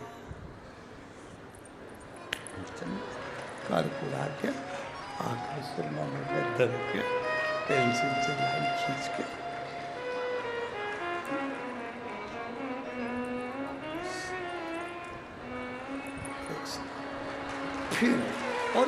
फिर आई वो कथा में। और कथा में आते से ही पहले तो देखा,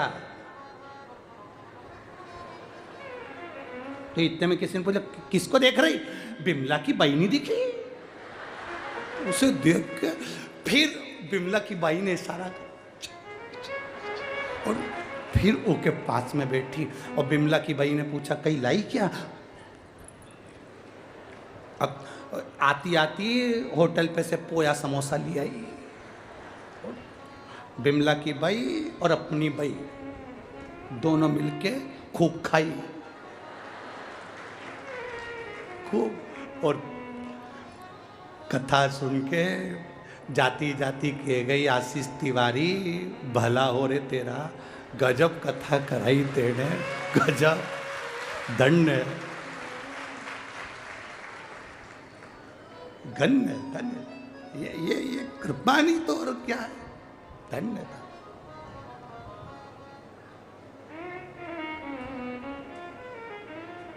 कहाँ गया आशीष तिवारी, कहाँ है? बुलाओ जरा उसको, बुलाओ।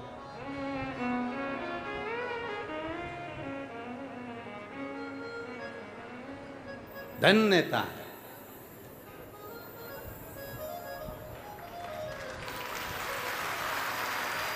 हे आशीष, ये सब बोल रहे हैं, एक कथा से काम नहीं चलेगा।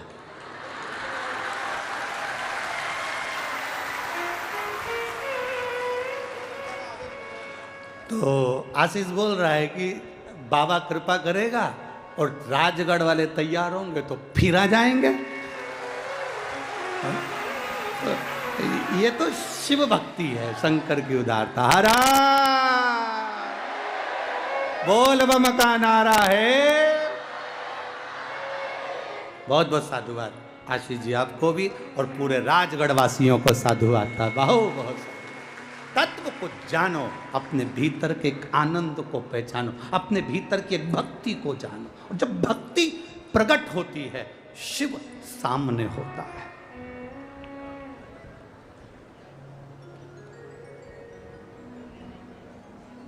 अरे मंदिर लगी रोशनी बुझाऊं कैसे, मंदिर लगी रोशनी बुझाऊं कैसे, मारो रुसी गया भोलाना मनाऊं कैसे, मारा रुसी गया भोलाना मनाऊं कैसे। ओ मंदिर बड़ी दूर दर पे जाऊं कैसे, मंदिर बड़ी दूर दर पे जाऊं कैसे, मारा रुसी गया भोलाना मनाऊं कैसे, मारा रुसी गया भोलाना मनाऊं कैसे, मारा रुसी गया भोलाना मनाऊं कैसे, मारा रुसी गया भोलाना मनाऊं कैसे। तांबे के हंडे में कातो धरो पानी, तांबे के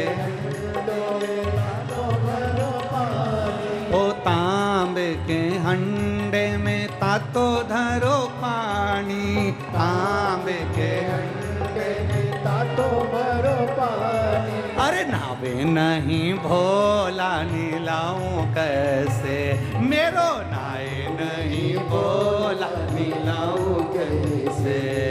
ओ मंदिर बड़ी दूर दर पे जाऊं कैसे, मंदिर बड़ी दूर जाऊं कैसे। ओ सीहोर बड़ी दूर दर पे जाऊं कैसे, सीहोर बड़ी दूर दर पे जाऊं कैसे। ओ म्हारो रूठी गया भोलानाथ मनाऊं कैसे, म्हारा रूठी गया भोला मनाऊं कैसे।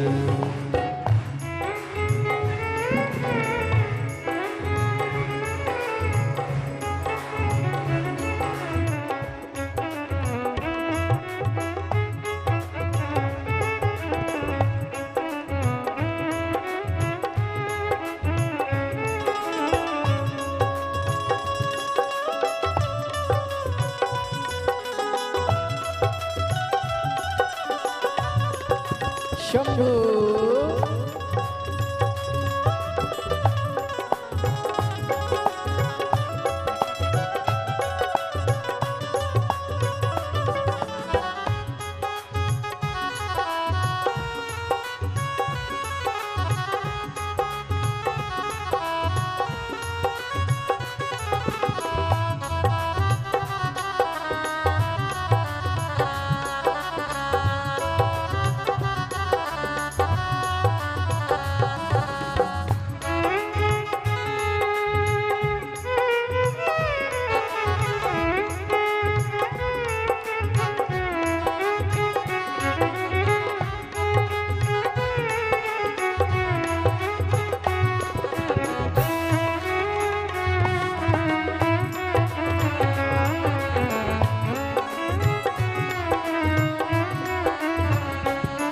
ओ सोने की थाली में भोजन परोसा, सोने की थाली में भोजन परोसा। ओ सोने की थाली में भोजन परोसा, सोने की थाली में भोजन परोसा। अरे खाए नहीं भोला खिलाऊं कैसे, मेरो खाए नहीं भोला खिलाऊं कैसे।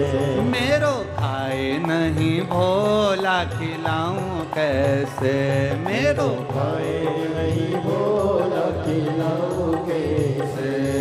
ओ मंदिर बड़ी दूर दर पे जाऊं कैसे, मंदिर बड़ी दूर दर पे जाऊं कैसे। ओ मंदिर बड़ी दूर दर पे जाऊं कैसे, मंदिर बड़ी दूर दर पे जाऊं कैसे।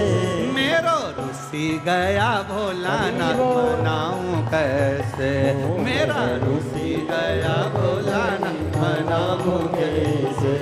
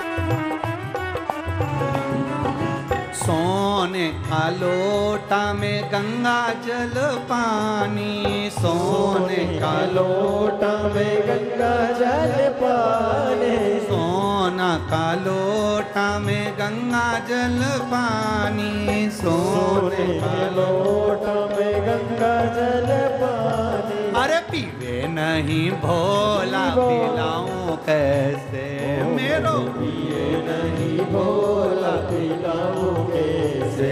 मेरो पिए बोला पिलाऊं कैसे, ओ मेरो पीर नहीं बोला पिलाऊं कैसे। ओ मंदिर बड़ी दूर, दर पे जाऊं कैसे, मंदिर बड़ी दूर दर पे जाऊं कैसे, ओ मंदिर बड़ी दूर, दर पे जाऊं कैसे, मंदिर बड़ी दूर दर पे जाऊं कैसे। मेरा ही गया भोलानाथ मनाऊं कैसे, मेरा ही गया भोलानाथ मनाऊं कैसे, ओ मारा रुसी गया भोलानाथ मनाऊं कैसे, मेरा रुसी गया भोलेनाथ मनाऊं कैसे, मेरा रुसी गया भोलानाथ मनाऊं कैसे, मेरा रुसी गया भोलेनाथ मनाऊं कैसे, मेरा रुसी गया भोलानाथ मनाऊं कैसे, मेरा रुसी गया भोलेनाथ मनाऊं कैसे। हार हार महादेव है। अपने स्थान पर बैठकर बाबा देव अधिदेव महादेव से हृदय से आनंद से बाबा से प्रार्थना बड़े भाव से कर।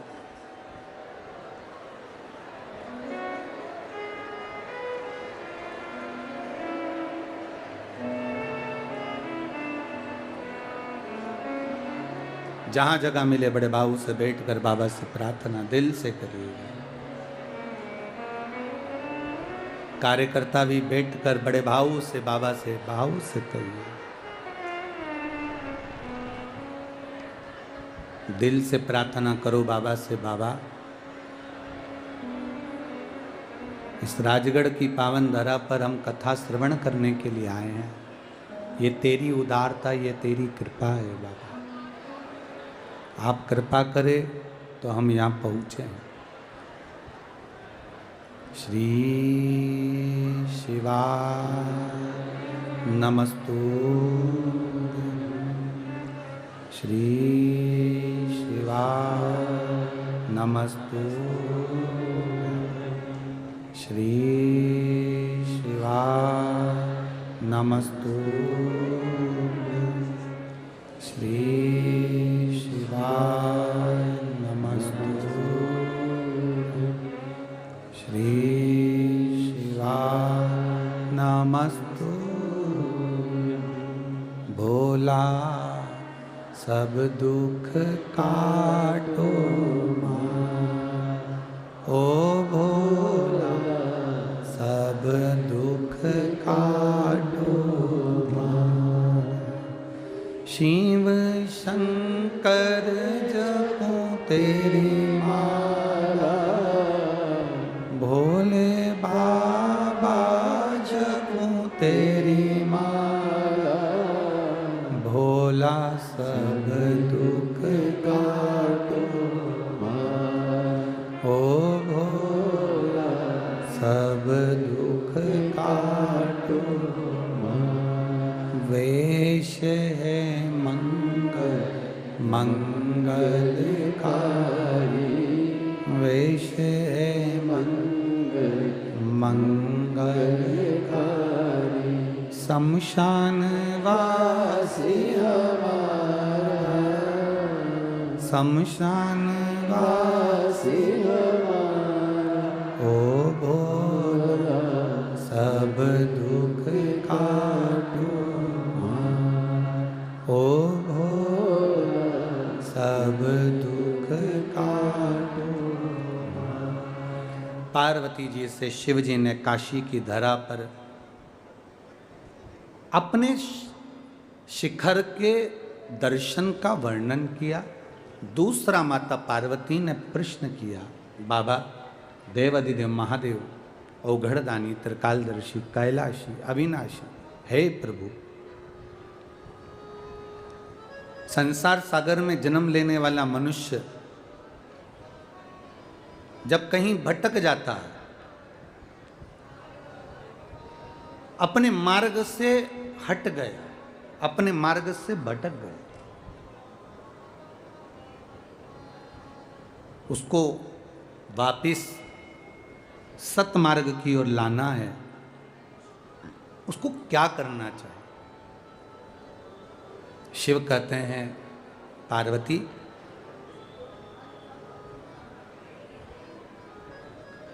बस इतना स्मरण रहे, भटका हुआ व्यक्ति कोई सत्संगी के साथ अगर जुड़ जाता है, सत्संगी के साथ, भजनावली के साथ, भजन करने वाले के साथ, सत्संग वाले के साथ, मंदिर देवालय में जब जुड़ जाता है, धीरे धीरे उसकी बेकार संगत या भटकाव दूर होकर वो फिर मेरी शरणागति में आ जाता है, पुनः वापस।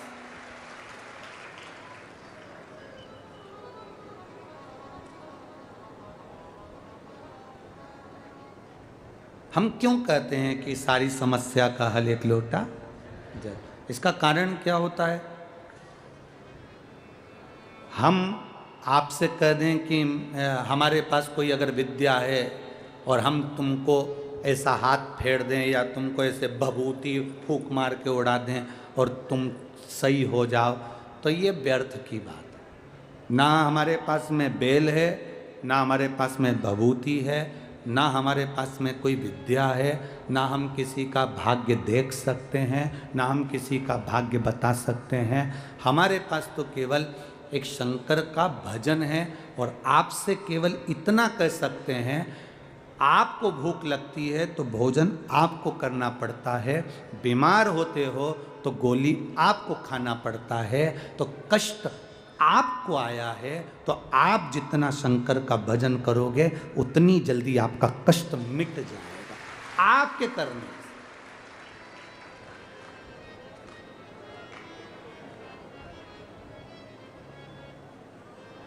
भूख तुम्हें लग रही है और पड़ोसन भोजन करेगी तो तुम्हारी भूख समाप्त हो जाएगी क्या? बोलो तो री जी हो जाएगी?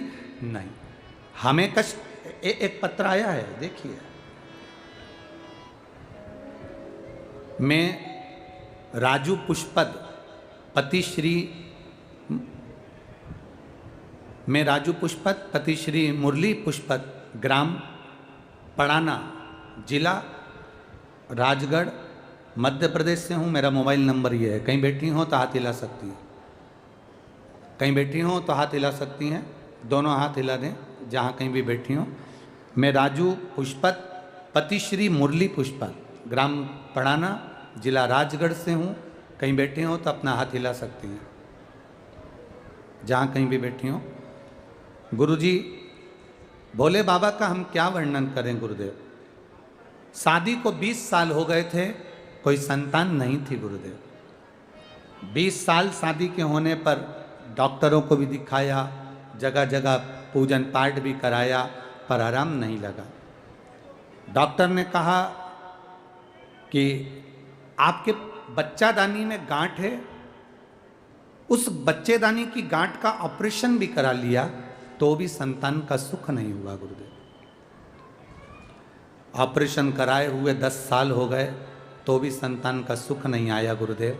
तब किसी ने कहा, एक बार टीवी पर शिव महापुराण की कथा आती है, उसे सुनो और आसन लगाकर टीवी के सामने ही बैठ जाओ और प्रार्थना करो भोले बाबा से कि भोला सब दुख, बाबा से प्रार्थना करो। गुरुदेव बाबा से प्रार्थना करी और पशुपतिनाथ का व्रत करना प्रारंभ करा। सफेद आंकड़े की जड़ का प्रयोग करा। 20 साल के बाद हमने जब प्रयोग करा, डॉक्टर सब फेल हो चुके थे, तब वो आंकड़े की जड़ और पशुपतिनाथ का व्रत जब करा, 3 महीने निकल गए पर औलाद नहीं हुई, न गर्भ ठहरा। हमने वो जड़ खोल कर डाल दी। पति भी कहने लगे, देखे सब महाराज बेवकूफ़ बनाते हैं, ये भी बना रहा होगा, तो हमने वो जड़ खोल दी। दूसरी बार मेरी पड़ोसन ने फिर कहा, एक बार शिव पुराण फिर सुन। हमने दूसरी बार टीवी के सामने शिव पुराण सुनी, सफ़ेद आंकड़े की जड़ को फिर कमर में बांधा। गुरुदेव संतान का सुख नहीं हुआ। फिर विचार करा, इस जड़ को थोड़ा 3 महीने तक और बंधी रहने देती हूँ। 3 महीने और बंधी रही और बाबा की कृपा से मेरा गर्भ ठहर गया गुरुदेव। और शिव कृपा इसको कहते हैं। 20 साल के बाद जब गर्भ ठहरा, डॉक्टर को सोनोग्राफी कराने के लिए गए तो उसने कह दिया, तुम्हारे गर्भ में गठान है, बच्चा नहीं है। तुम्हारे गर्भ में बच्चेदानी में गठान है, बच्चा नहीं है। तुम्हारे गर्भ के अंतर्गत गठान है, इसका ऑपरेशन करा लो।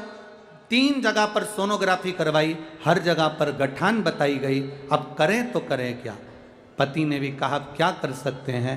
तब उस जगह पर फिर बाबा के ऊपर जल चढ़ा हुआ पीना प्रारंभ कर दिया। 1 लोटा जल चढ़ाती, पानी पीकर मंदिर में बाबा से कहकर आ जाती, अब तू जान, तेरा काम जाने। धीरे धीरे तीसरी सोनोग्राफी फिर आई और डॉक्टर ने कहा अब तुम्हारे गर्भ में गठान भी है और बच्चा भी है। अब तुम्हारे गर्भ में गठान भी है और बच्चा भी है। बच्चे की रिस्क मत लो और इस बच्चे को रिस्क मत लीजिए, जान पर आ बढ़ेगी, ऑपरेशन करा लीजिए। बाबा का दरबार नहीं छोड़ा गुरुजी। आप कितनी बार बोलते हो, वो बाप है आपका। हमने फिर जल चढ़ाया। अब एक बेलपत्री अशोक सुंदरी वाली जगह पर चढ़ाई, जल चढ़ाती, पी कर आती। डॉक्टर कहता रहा गठान है और बच्चा है। समय आ गया गुरुदेव। धीरे धीरे आखिरी के महीने तक डॉक्टर गठान और बच्चा कहता रहा।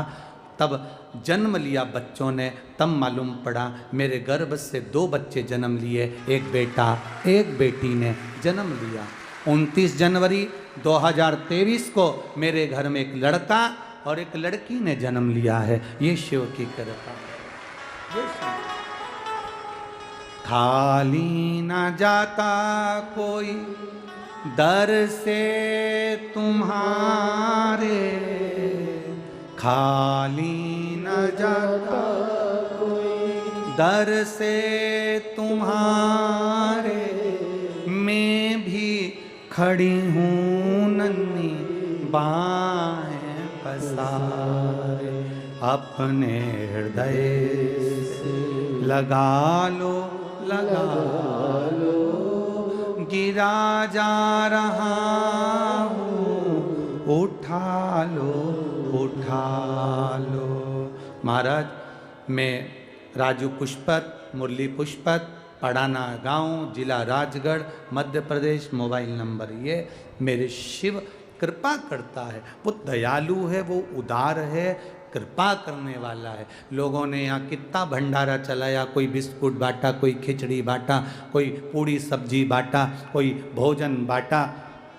जैसा जैसा आपने खिलाया है, लिख कर रखना डायरी में कि मैंने 5 रुपए का पानी पिलाया है। 3 महीने इंतजार करना, मेरा बाबा करोड़ों में प्रदान ना करे तो कहना। ये शिव तत्व है, ओ घड़ी है शिव। आप आए हो, भीड़ बढ़ाने के लिए नहीं आए हो, और हमारा शौक भी नहीं भीड़ बढ़ाने का। हमारा केवल एक भाव है, भीड़ मत बढ़ाओ, तुम्हारे दिल में भक्ति बढ़ाओ। भक्ति बढ़ेगी तो आप रूप शिव मिलेगा, अपने आप शिव तत्व की प्राप्ति, अपने भीतर भक्ति के बल को। और ये विश्वास मानकर आप इतनी संख्या में, लाखों की संख्या में, ये सुबह के टाइम लाखों की संख्या में अगर पहुंचे हो, बाबा क्या देगा, कितनी झोली भरेगा, क्या गोदी भरेगा, क्या देगा। ये इतने पत्र आप लोग जो लिखे हो,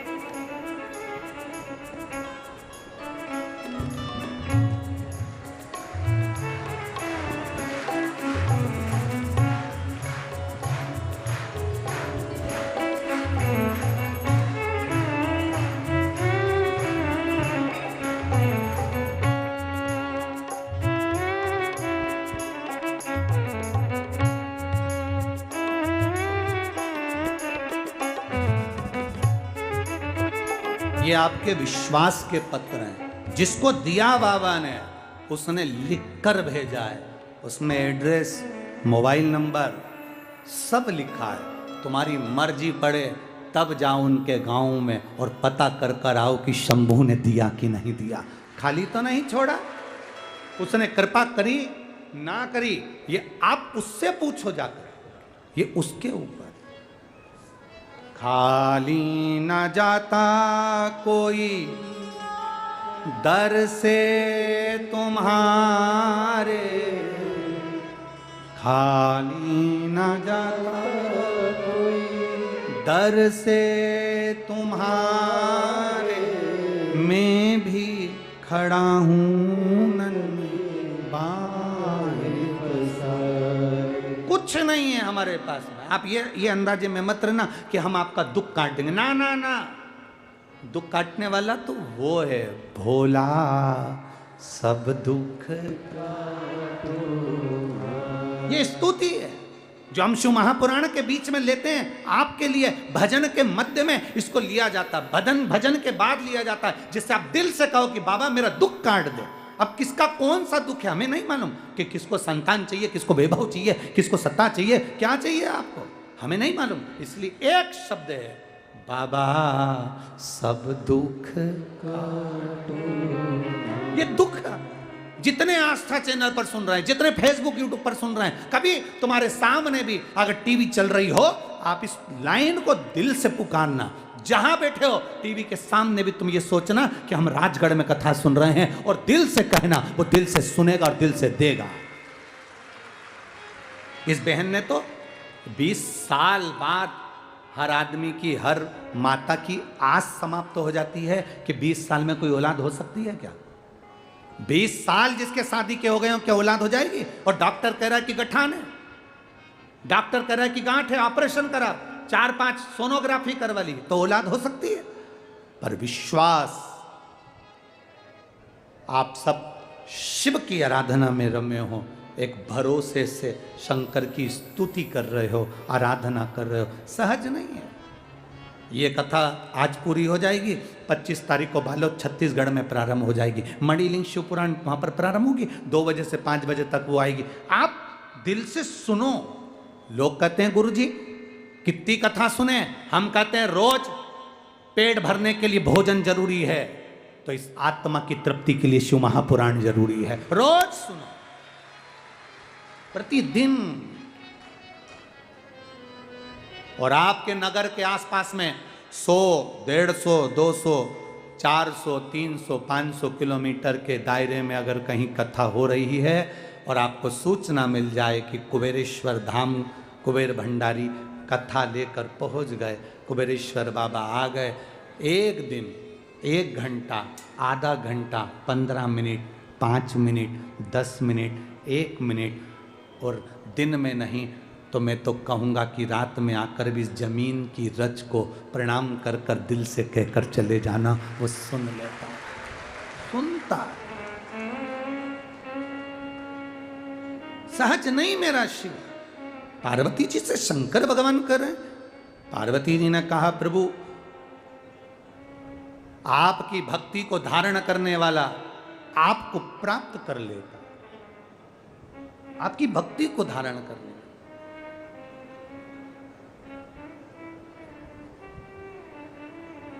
शिव मिले,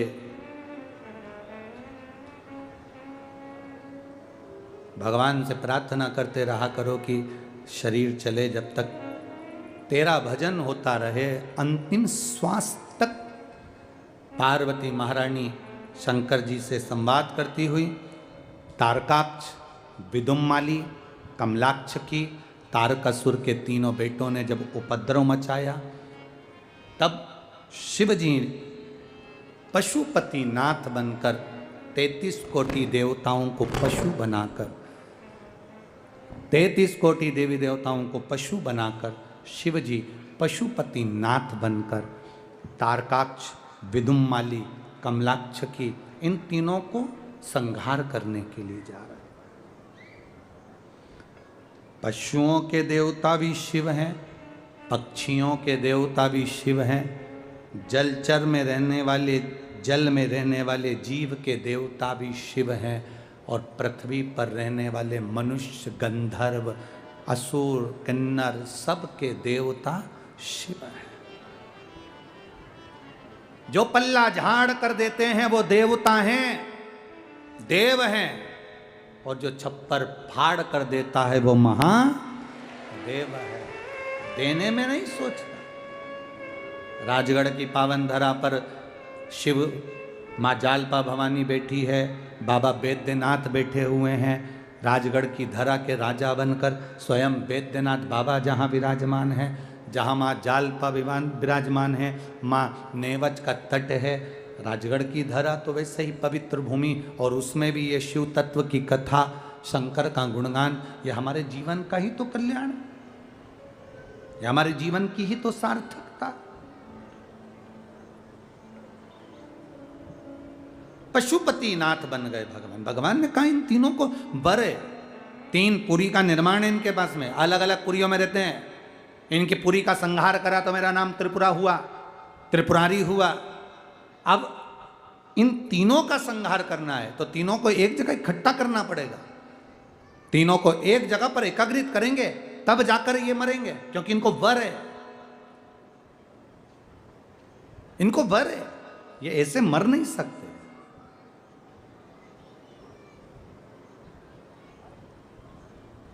जो अच्छी प्रवृत्ति के लोग रहते हैं, भगवान की भक्ति में डूबने वाले, दूसरे के दुख को देखकर दुखी होने वाले, दूसरे के सुख को देखकर सुखी होने वाले, ऐसी प्रवृत्ति के जो लोग रहते हैं ना, इनको थोड़ा दुख आता जरूर है। जो असुर प्रवृत्ति के हैं, राक्षस प्रवृत्ति के हैं, इनको क्योंकि ये फूलते हैं, और फूलो और फूलो, इनको और मिलता। जब ये फूलते हैं और बढ़ते हैं तब ये और गलत काम करते हैं। जब गलत काम करते हैं तो एक दिन फिर पाप का घड़ा फूट ही जाता है और वो बर्बाद हो ही जाते हैं। पुण्य नष्ट नहीं होता।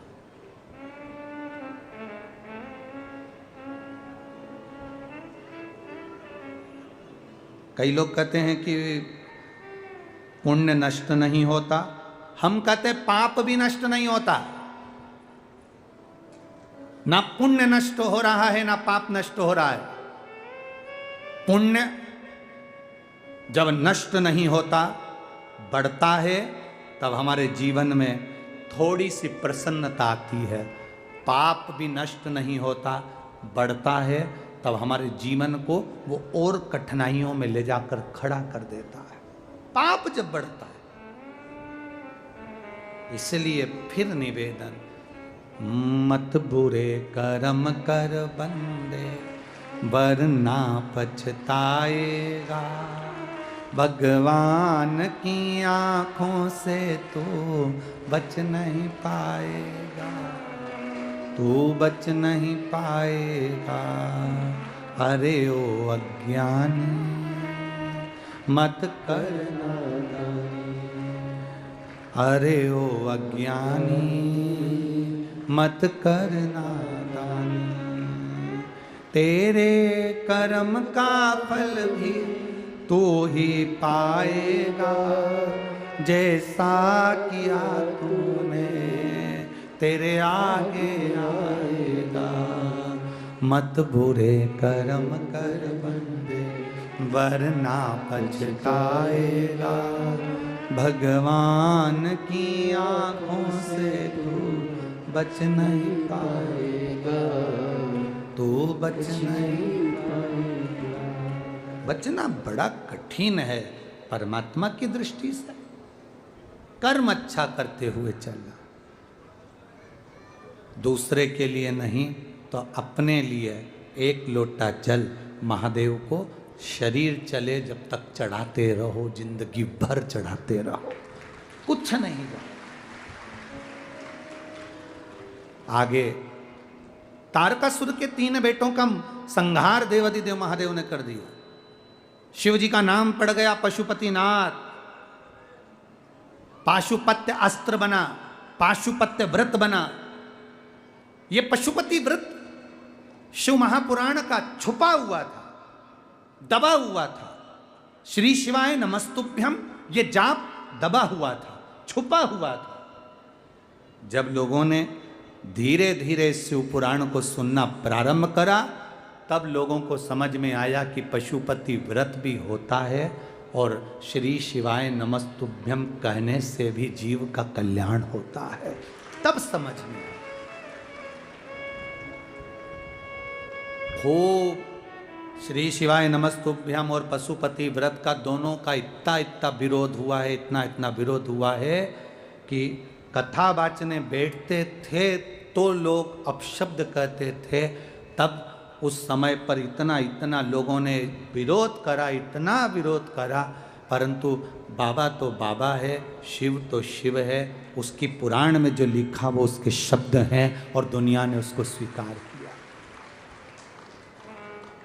आप भी बैठे हो, आप में से भी कई माताएं ऐसी होंगी, पुरुष ऐसे होंगे जिनने पशुपति व्रत करा होगा, और बाबा ने जो आपने कहा होगा, बाबा ने थोड़ा समय जरूर लिया होगा और पूरा भी किया होगा।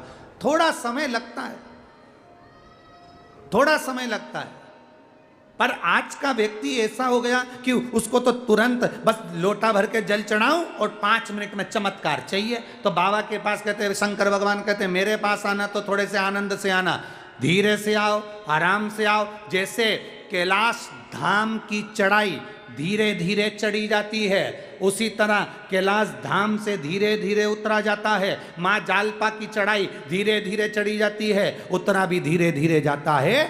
उसी तरह तुमने अगर एक बार पशुपति व्रत करा है, तुमने एक बार शिव महापुराण की कथा सुनी है, तुम भगवान शंकर के मंदिर में जाके लोटा भर के जल चढ़ा रहे हो, ये मत सोचना कि एकदम बाबा कुछ दे देगा।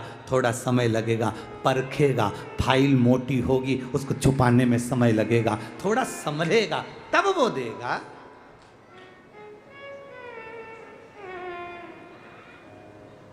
उसके पास में तुम्हारे लिए तुम सोचो कि हमें कहीं से गड़ा हुआ धन मिल जाए, तो भोलेनाथ जी के दादा हमारे पास ऐसा धन नहीं है कि तुम हमें नीचे से जमीन में से गड़ा हुआ धन दे दो।